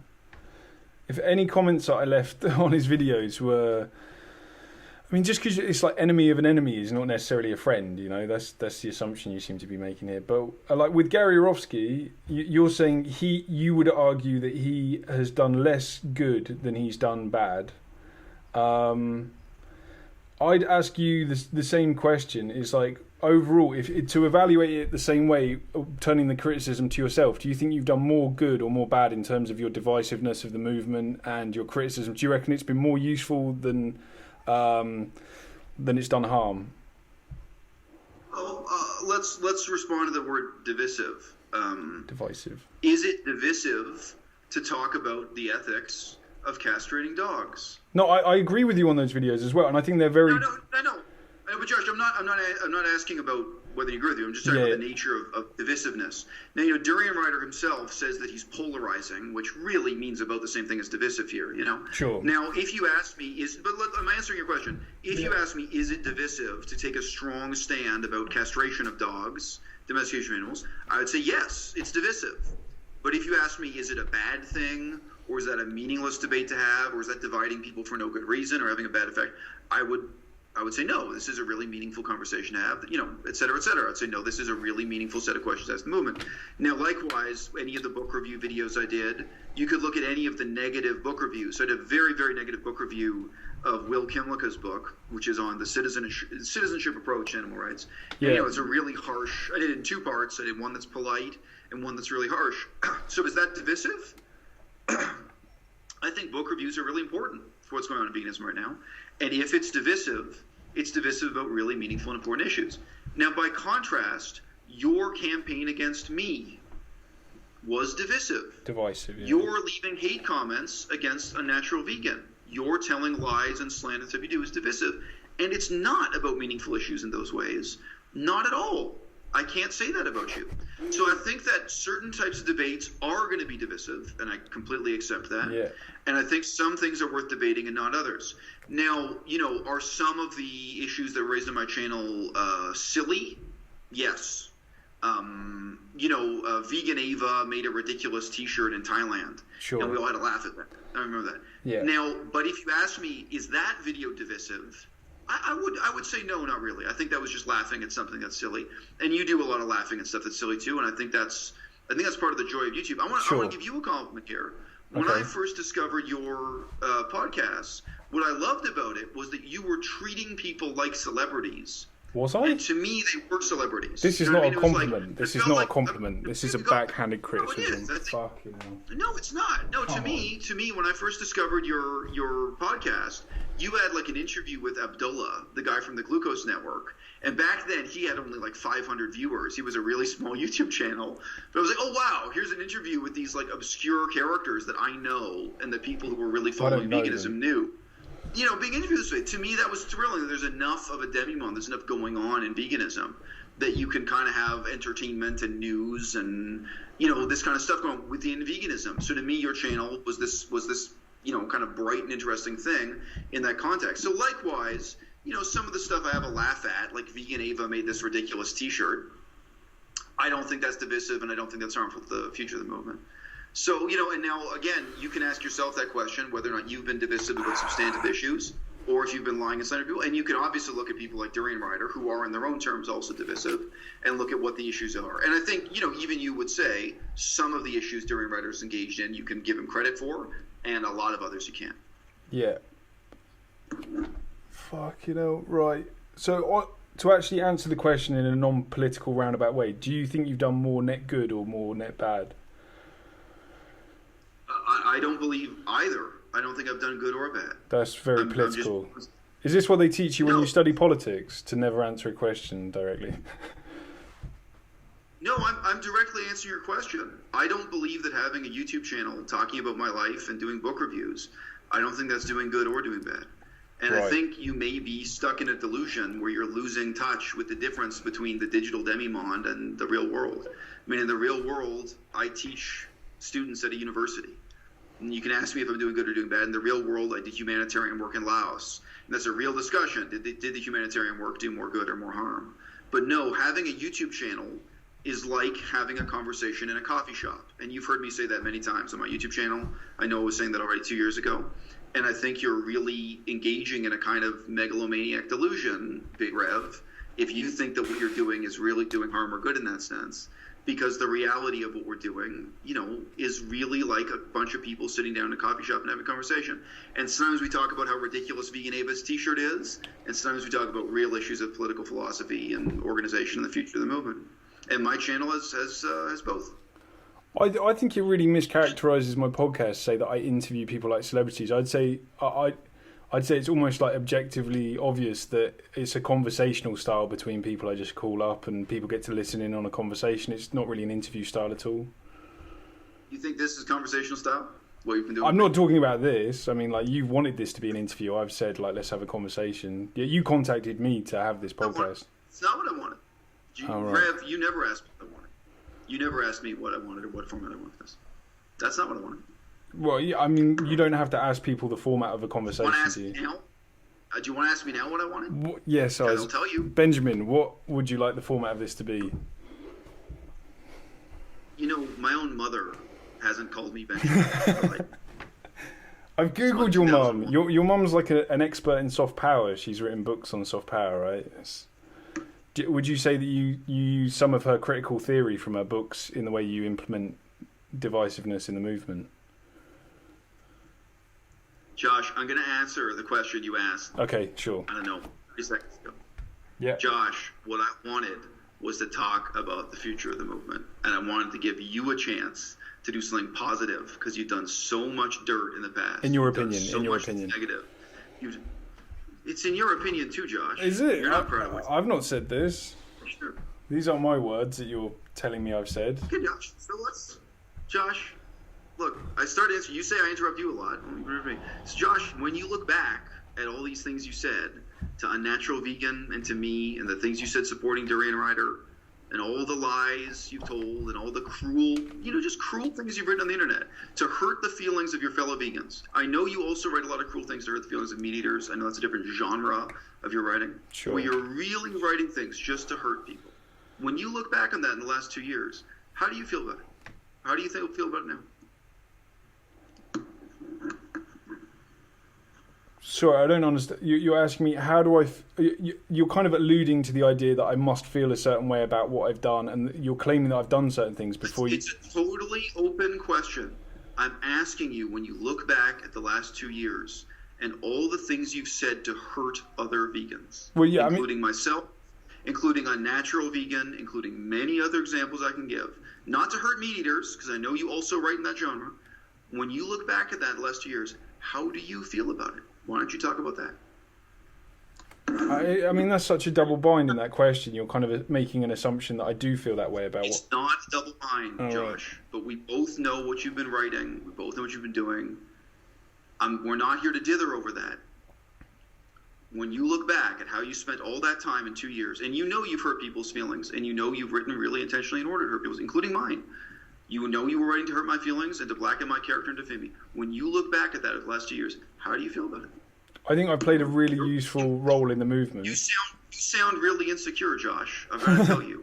I haven't been insecure in answering questions. You sound really insecure right now, and this is the third time I'm answering you the question. You've accused me of dodging questions, but man... How can I sound insecure when you won't let me talk? It's okay. You're gonna let me now. Some long silences there where you were being invited to talk, and now again I'm gonna put down this mic and I'm gonna invite you to answer that question. I like to think sometimes before I just spout things out. Okay. So first of all, I wanted to be clear about the question. You're claiming that I've said hurtful things. I would agree that I've put out criticisms, kind of no different to you really, and I think there is a real need in the. What's become like, especially with YouTube, with the numbers are so like, it's not like Vimeo, that you've got like sub counts, view counts, like income from it. There's a lot of things that turn a career in vegan activism into a pyramid scheme, and I think it's good to sometimes call out the people where their egos are getting too big at the top, and I expect the same in return. So I wouldn't say I'm a hypocrite for that, and I'd say it's probably kept people in check like a little bit. That's my answer. How do you feel about it? Oh, right. Okay. So, yeah, I'd say in terms of things that I've written to Unnatural Vegan, yeah, very accurate. That's how I would talk to in a coffee shop, if that's your example. I'd say Joe Best, I've apologised to him because I was a bit too quick to judge him over the internet when there was a witch hunt about him, which you partly led yourself. Yeah, you did. You called him a cult leader. Let me say this. I've never deleted any of the videos about Joe Best. All of them are still up. He's never asked me to delete them. I've talked to Joe Best. Yeah, sure. My videos about Joe Best are not witch hunting. I said in a very magnanimous way, I gave him good advice. I gave him advice about living in Thailand. Wait, in your opinion, it was good advice? I gave him advice that was sincere based on my own experience living in Thailand, but none of it was leading a witch hunt. None of it was accusatory. None of it was defamatory. And none of it was, there's nothing for me to go back and regret or delete. I didn't join in the witch hunt at all. I didn't believe the lies that were told about him, and I didn't make any allegations against him that are false or anything of the kind. But I gave him advice that I myself have followed. I told him, if you want to build a niche for yourself in the vegan movement now, do something positive. For example, writing a children's storybook. That was the video I made, and I've now written a children's storybook myself. I told him you should think about writing a storybook in Thai. So whether or not that's good advice, that's advice I've taken myself. Yeah. I was living in China. I wrote a storybook in Chinese. I said, you're living in Thailand, you can write a storybook in Thai. So, Josh, even this you're mischaracterizing. You've now just said that you think you're a critic no different from myself. I think the difference between our criticism is obvious for anyone who really is looking at primary sources, but it seems to me you're pretty deep in delusion about the nature of both your criticism and mine. You've just said I led a witch hunt against Joe Best. That's very untrue. But you have also just said that you regretted what you say, so... Yeah, there's something. I wouldn't you want me to give a blanket statement about all of it. Some things I've regretted, I've apologised for. Other things that I haven't, I still stand by. And I do believe that this platform of debate is like I've turned it into a bit more of an art form that people want to sit and watch as entertainment. You know, and there is an element of like gladiatorial. You know, people want to. It needs to be interesting to kind of draw people in.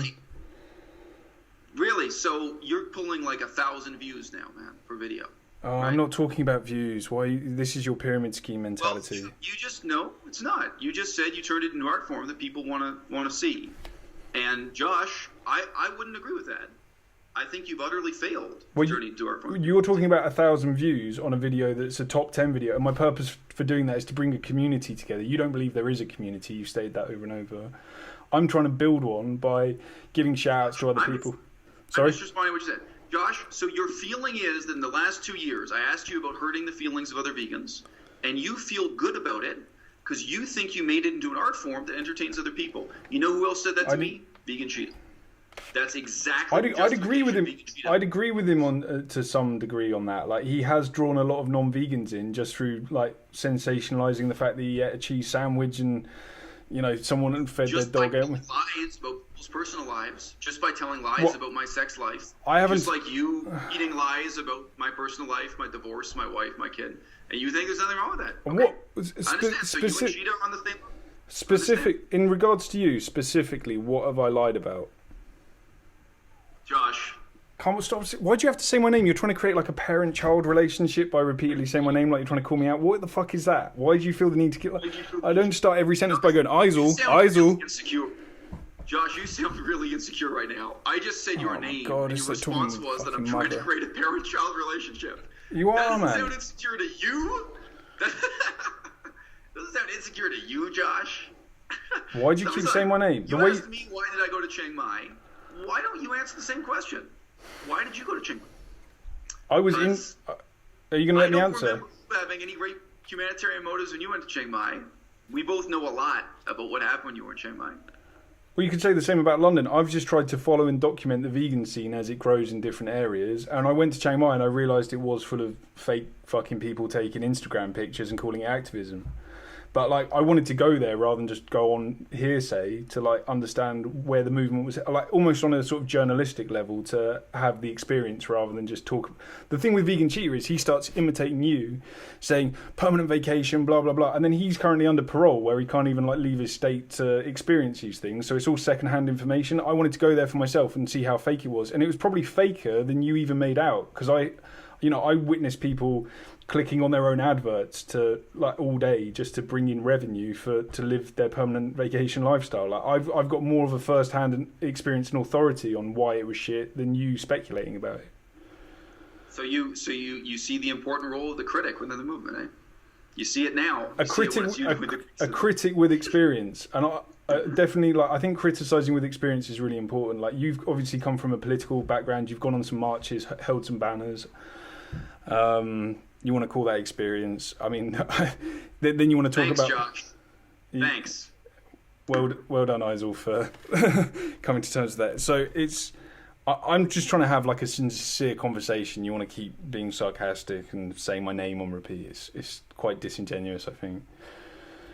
So. Josh, two of us. Who's been disingenuous here? Come on. I'm answering all your questions. Okay, Josh. You haven't answered all of my questions. Some of them you said I'm not allowed to talk about, and you will talk over me. When it comes to your wife or the Holocaust, I'm not allowed to discuss my opinion because you just discredit it before you've even heard me and tell me I'm lying before I've even made a point. So that to me seems kind of weird. And then you start talking about Sega Mega Systems as if that's relevant. Like, I grew up with a Sega Mega System. What the fuck are you on about? Like, why are you talking about unicorns? It's just it's all sophistry from you. Like that, and that's your whole channel. And I see through it. I didn't see through it at the beginning, but it was present. Josh, you sound insecure right now. I've got to say, Josh, you sound really insecure. Why do you feel the need to say my name twice in the same sentence? Like, that's just bizarre behaviour. Yeah, I mean, it's just strange. Let me ask you a question. Where do you think you're going to be in the vegan movement 5 years? 10 years time, 5 years time. You haven't. I said 5 years, but whatever you want to say there. Josh, you've just been explaining to me how you feel absolutely no remorse looking back at hurting so many vegans' feelings, at doing the things you've done in the last 2 years, and you've insisted to me that you talk to people in person the same way you talk now, which I believe because I know people who've known you personally and who were bitterly disappointed and will hate you till the day they die because you're such a piece of shit face-to-face in person. Josh, you've managed to whittle down what used to be a big following to the last 1,000 people. Well, hang on. My subs... I don't know, man. Dude, I don't know what your ambitions are. Maybe you really want to accomplish something great.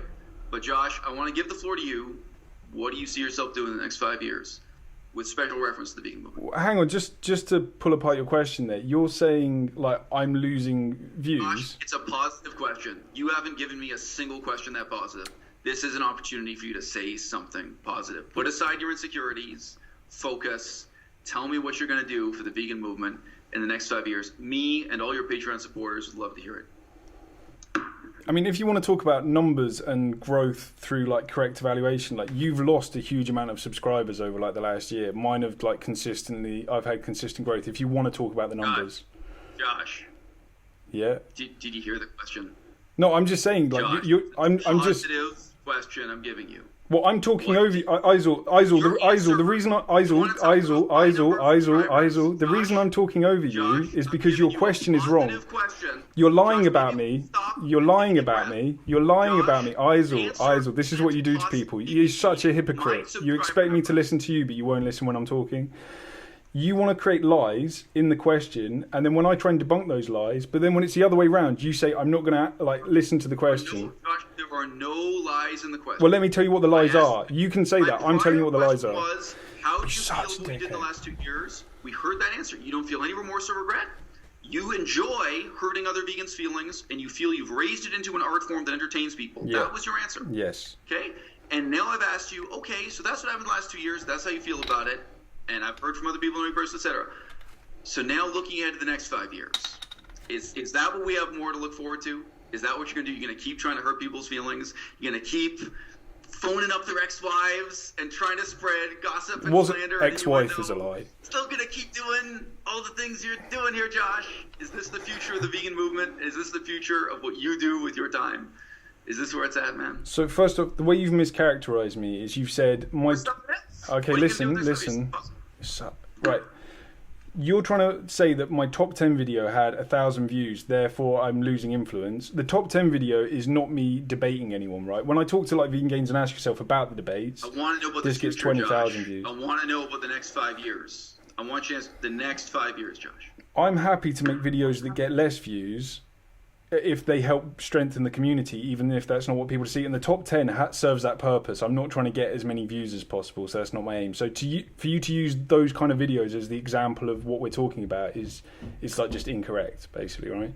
You're conflating two things. Josh, completely agree. That's not what I'm talking about. Okay, let's. Well, I wanted to address that. I'm talking about the next 5 years. Yeah, I just wanted to address what you said wrong in the question before I addressed the question, right? Which I think is fair enough. You've said you don't even want to hear the questions when you think they're wrong. The next 5 years, what I see is there's going to be, following the Gandhi quote, or like his quote, who apparently I'm not allowed to talk about Gandhi because you said I haven't read 3 books, even though I've read more than 3 books, but you keep stating that I haven't because you didn't let me answer the question. Is this whole paradigm that, like, gets brought up in Earthlings, it's like regular in the vegan movement, is, you know, like they ignore you, they mock you, they fight you, you win. I think we can see that my style as the movement develops between ignoring and being mocked, has to develop as the movement grows. So the way I see it is when they're ignoring us, I do have to be kind of rude. I have to be entertaining in order to stop. Trolling is a fair term, right? I'm trolling, but I'm not doing it to bring people down. I'm trying to get their attention. So it's a different kind of art form of trolling. I prefer to think of it as gargoyling, because there's a sanctuary behind me that I'm trying to protect. It's not just for the sake of bringing others down for the sake of it. As we move into the phase where we get mocked, we have to talk with a much classier stance, where it's not just name calling and trying to be a loud noise in the movement. We actually have to answer things in a way that seems reasonable once we've got the limelight on ourselves. And then when they fight us, I think we're in a position where instead of fighting back, we should be shaming ourselves, so there's no resistance for them to fight. And I'm trying to play all three of those roles where people are at different stages. And as we move through the movement, so my techniques are going to change, and they are changing. I've definitely gone from like a troll on Twitter who's just trying to get through to millions of people just so they've got the word vegan in their head. Whether it's good or bad, I don't care. It's just publicity for the vegan movement. It's not. I don't care whether they hate it. I just want them to know what the word is and what it means. And then off the back of that, I then want to make it reputable, so that it's like, oh, maybe veganism isn't a bad thing, as they try and mock us. And we're moving into that phase a lot now. It's like vegan gains, ask yourself. Everyone's starting to do the debates where instead of it being call-out videos, it's a conversation. And then I think finally the work we have to do on ourselves, where we shame ourselves for the things we've done wrong, allows for an open conversation that stops the resistance of a fight, so that other people are comfortable to do that too. And I've really structured that. And I'm going to keep being flexible with my approach as the movement grows. Hey, Josh. Thank you for your time. That's it. That's you're just going to hang up. Fucking hell, man. I'm going to read you out. I don't know if that was interesting or not, but to me it was... That was a good simulation of why his wife wants to be his ex-wife, but he's not allowing it to happen through running away to other countries. Let me find... Do you know what? I'll probably start the podcast with this bit. So maybe you'll hear it twice at this point. I'm not sure how I'm going to do it yet. I've taken the Wi-Fi off my phone, so I'm just waiting for it to kick back in. I'll read you the messages he sent me in order for this podcast to happen, just so you understand why it's happening, right?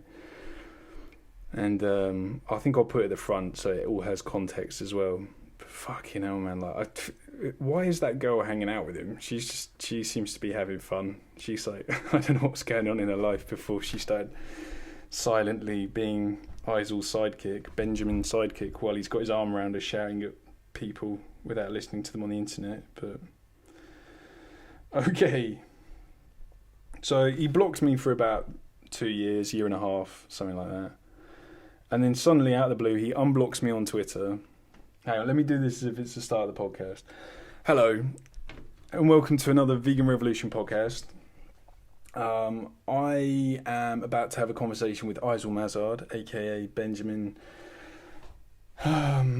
Changed his name legally. Apparently his mum doesn't call that. I've already had the conversation with him. I just want to read out why this conversation came about, because I find the messages we sent each other are kind of insightful. Probably don't bother listening to it. If you've got better things to do today, there's better podcasts. It's basically just him shouting over me and talking about unicorns and trying to... He never listens to a fucking word I say, and then he hangs up on me at the end as if I've agreed to end the conversation. But after a year and a half of blocking me on all platforms because I was criticising him, even though he considers himself a critic, he can't take it in return. He sends me a message, having unblocked me on Twitter, saying, @VeganRevolution, let's finally do that podcast. Let's talk via Skype. If you want a private call first, non-recorded, that's okay too. And I just replied, why? He said, I want to do the accent. I haven't done it in so long, it's going to be ropey. My motives never changed. No, fuck it. My motives never changed. I've always been trying to do something positive for the future of the movement.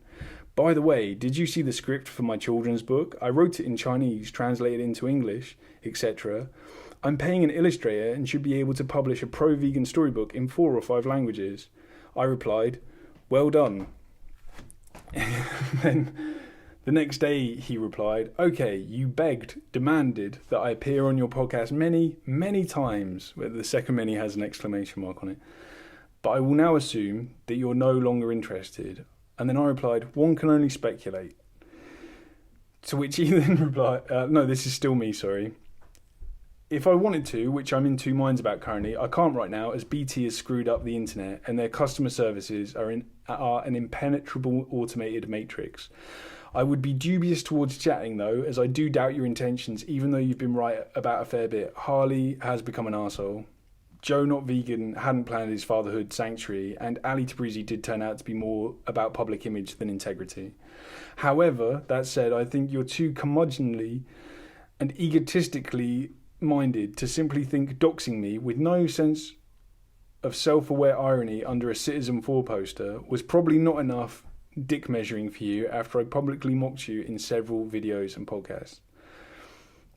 Also, I suspect you just want some petty revenge due to some issues being a younger sibling of a large family, and you've been talking to people who hate me who are using you as a vehicle to spread their rumours. And the guise of progressing the vegan movement is just a really distasteful smokescreen for you to feel like your older siblings by taking it out on anyone in this community that has some authority. I personally dislike you because you seem to have made it a mission to become an armchair academic critic of activists, and we are all flawed and need some calling out if our egos get out of whack or reality doesn't align with the online. Yeah, that makes sense. Get out of whack or reality doesn't align with the online. Sorry, I just break into like hip hop there. But when your petty criticisms come up first in a Google search for Gary Rofsky, I think you are directly blocking others from being effective with actually relevant and useful content. I think the children's book is a great idea, and I've said repeatedly, getting into education for kids is the best strategy long-term for veganism. Soft power strategies, you know about that though, right? Associating my name with Holocaust denial so that stupid people who wouldn't bother listening assumed I was a Nazi was pretty low of you. You're either stupider than I thought or really disingenuous. I was clearly discussing the theories of Holocaust deniers to understand what they actually think and why, but apparently sincerely trying to understand flat earthers or Holocaust denial is too taboo for headline reading virtue signalers scared of anything assumed as wrong by the mainstream, which furthers why Holocaust deniers exist, because they get locked up for showing a different opinion instead of being proven wrong in a debate. So I most likely won't want to chat, even though as a cartoon character you do fascinate me.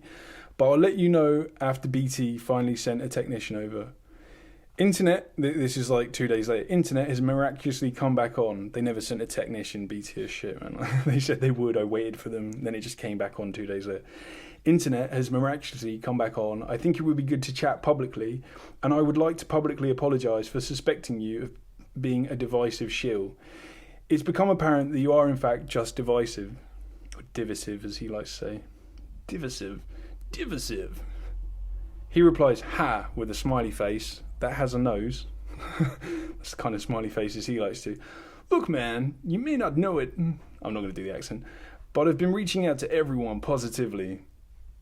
Even Durum Rider, even Vegan Eva, even Foot Soldier. Mate, this movement is bizarre, isn't it?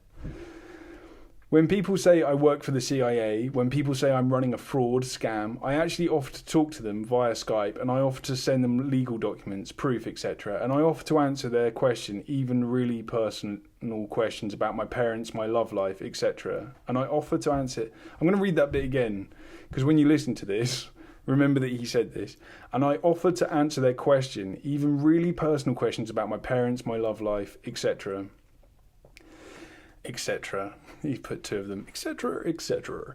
That is ultimately why I won against bigger channels. This is the insecurity of the older sibling thing coming back in again. That is ultimately why I won against bigger channels, Durum Rider, etc. And the only people who still support the lies against me are some combination of stupid and crazy. It's more like Ryan. I'm not in the right headspace to do Eisel. RE divisive, divisive, as he would say. Some things are worth debating. Some things are important and meaningful enough to be divisive about, which isn't my point at all. Fucking politicians, man. Castrating dogs equals a good example. Tons of people freaked out when I first raised the issue, is castration of animals vegan? Which I'd agree with him. It's a complicated issue because you don't want there to be loads more animals bred that they're in a position where they're being killed. It's like the question of like, should we keep breeding these animals? But at the same time, like just the act of castration is like, like it's exploitative in and of itself. Like you wouldn't do it to humans, like against their consent, you know. But the conversation that ensued was really important and meaningful for everyone involved. That's his opinion, that his conversation was meaningful. And you may forget, but I keep reaching out to you positively. For more than 6 months. He hasn't reached out to me. Maybe he's talking about ages ago when he kept trying to send me his CV. He was like, oh, have you read my CV yet? He was sending everyone his CV for ages. Really weird. I never read it.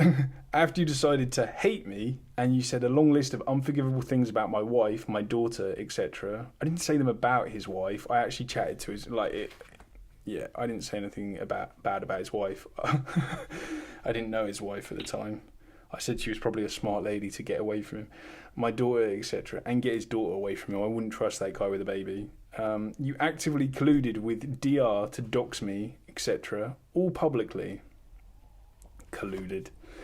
I wrote some comments for his audience in the comments section about it. I kept reaching out to you positively long after your own antics became unforgivable. I don't really care about any of this. This is just like, this is the silly side of veganism where it's like the little interpersonal rivalries. I find it funny. I kept reaching out to you positively. Keeps using this word positively. He's like Theresa May being like strong and stable. He's got his buzzwords that he has to repeat and try and program into people. I kept reaching out to you positively long after your own antics became unforgivable. Why? Because I really care about the future of the movement. I mean, it just doesn't translate to his actions. These are his words. And the future of the movement is not Durum Rider. According to him. About Skype, I mean, like, Durum Rider he's done his bit, you know. Now we've got to discredit him, and I'm not a fan of Durum Rider. I've taken this banana smoothies and the, you know, give glucose to insects if they look tired. A little bit of cycling knowledge maybe from him. Most of it I already had, but outside of that, I don't think, you know, I don't believe homosexuality is a choice or anything like that. About Skype. Like a face with, like he's used a capital L as a sort of like a cartoon, almost like a Peter Griffin unsure face. 1, he's numbered it. 1, you need to really pay attention to the difference between time zones because it's more confusing than you think it is. Apparently he knows what I think about time zones. He's so arrogant. He can't see himself. He's so annoying. E.g. today has a relative and an absolute meaning. I understand this before he decided to educate me on. Anytime, I appreciate that he's trying to clear it up, but presuming that I don't understand how time zones work, maybe he misunderstood the flat earth comment earlier and thought I was a flat earther because I said I want to understand why people believe in flat earth. Anytime you're confused, go Google and type in time Beijing. Google will give you the correct time for all of China. Reminder, all of China uses only one time zone, the same time zone used for Beijing. The time and day may not be quite what you're expecting relative to GMT. 2, I am busy as hell now and next week. Okay. I am only available Mondays and Tuesdays, China time. Basically during normal hours, not insanely early, not after 11 p.m. or something. I have talked about why I'm unusually busy on Patreon, but it probably isn't worth explaining. Why are you explaining why you're not going to explain it? It's like, shut the fuck up. Now, and I mean, I'm not interested in anything he's saying here. It's just like, when do you want to do it? All right, I'll chat to you then. Now, and for at least the next week or two, I will continue to be unusually busy. So it is pretty much Monday and Tuesday only. So like, all right, Monday and Tuesday then. I looked up your kid's book. I actually really like it. The book's all right. It's its original language is Chinese, so the translations probably doesn't flow quite the same. I looked up your kid's book. I really liked it, and yeah, okay. I'll look at when those times work for me also in the UK and let you know. Next Tuesday should be good, whenever in terms of time. Okay, he replies, duly noted. What does the schedule look like? 9 a.m. in China equals 2 a.m. in England. And I put, when's good for you? And he goes, dunno, I'm open-minded. I'm sort of slightly busy all day, lifting weights, helping my girlfriend to prep class. I'm honestly not making this up. Why is he... I'm just like, what time do you want to do? And he goes, I'm very busy. It's like, shut the fuck. I'm sort of slightly busy all day, lifting weights, helping my girlfriend to prep class, brackets, teaching duties, close brackets, should grade exams if I'm smart, etc. And then he sends me a picture of him with his new girlfriend, Melissa. This is weird, man. He's such a weird guy. It's him holding up a toy lion. Maybe I should make this the image for this podcast, just so that, like, I don't think I can do it justice explaining how weird it is. That he sent me this while I'm just trying to organise a time to do a podcast with him. That he's gone, oh, you begged me to do this and I'm happy to do it now. It's like, all right, if you want to. It's a picture of him with his girlfriend holding a toy lion and she's holding a toy frog, whilst his daughter is on the other end of Skype in France, I presume. Maybe, I don't know where she is now. And he's trying to pull the face of an invested father, but sort of failing. And his girlfriend's... It's just weird. It's like, why the fuck has he sent me a picture of himself trying to entertain his daughter over Skype, as if it's somehow... Like, this is what I hate about him, right? He's one of those dads who runs away, doesn't want the responsibility, and then uses the fact that he's got a child somewhere as a constant reason to, like, shield himself or emotionally blackmail anyone who's willing to listen to him. He's such a dickhead, right? And after he sent this picture, I decided not to respond to how odd it was. It was almost so odd, I was like, I don't understand what the fuck's going on. I'm not going to engage in this. I put, well, pick a time and I'm easy whenever. And he put, this is now 9:30 a.m. in China, so I assumed you'd be asleep for several more hours. Maybe you've got a new job that keeps you on the night shift. It's such a dig. It is circa 2:30 a.m. in the UK. I'm logged into Skype. I sent contact requests to 2 different accounts named VeganRevolution, possibly both fake. It's just so long-winded, like he's trying to tell me what his thought process is all the time.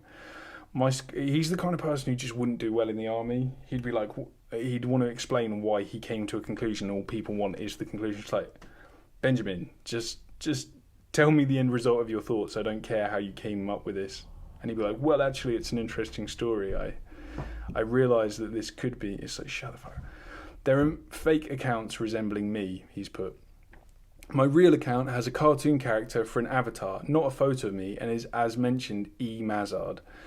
I can leave Skype open continuously. I don't get messages from Twitter continuously. Not at all. It is a bit tricky for me to check messages on Twitter. I don't need to know why the other things don't work. All I need... It's just like, when?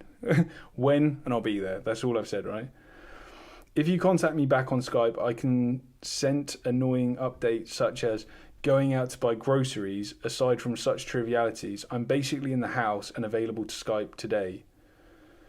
He's so long-winded. I assume you're seeing this just after waking up. And I put... Oh no, he just put, it's 9 a.m. in London, where you at? It's now 6 p.m. in China, I haven't heard back from you. And then I just said, oh, like, I'll be... Has he blocked me again? Is that why I'm like, what's going on here? The fuck? This guy, man, this fucking guy is... Like... Yeah, doesn't follow anyone back. Oh, it's just exhausting, man. It's like, it's such an insight to... When I called him insecure, he reacted in the most insecure way. He just kept bringing it up as if it was like this terrible problem. So, and then kept trying to call me insecure in a similar way, as if it was some like petty childish argument. Here's the conversation with Eisel, aka Benjamin, aka à-bas-le-ciel. Enjoy.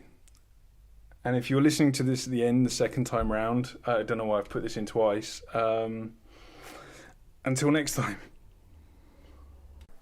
Hello, and welcome to another Vegan Revolution podcast. As you will have heard from the end of the last podcast, this bit already, we are now continuing on from that point with a little bit of a delay in between. Does that make sense? Yeah. Great. I'm on Michael's dictaphone. We just found it fits perfectly a mic stand that I own, which we're like well chuffed about. They're not meant to be compatible, they just happen to be. And Yeah, Eisel's Eisel trying to Skype me. We basically I've come to the conclusion. Maybe I don't want to be influencing you with this, but you agreed. It makes sense.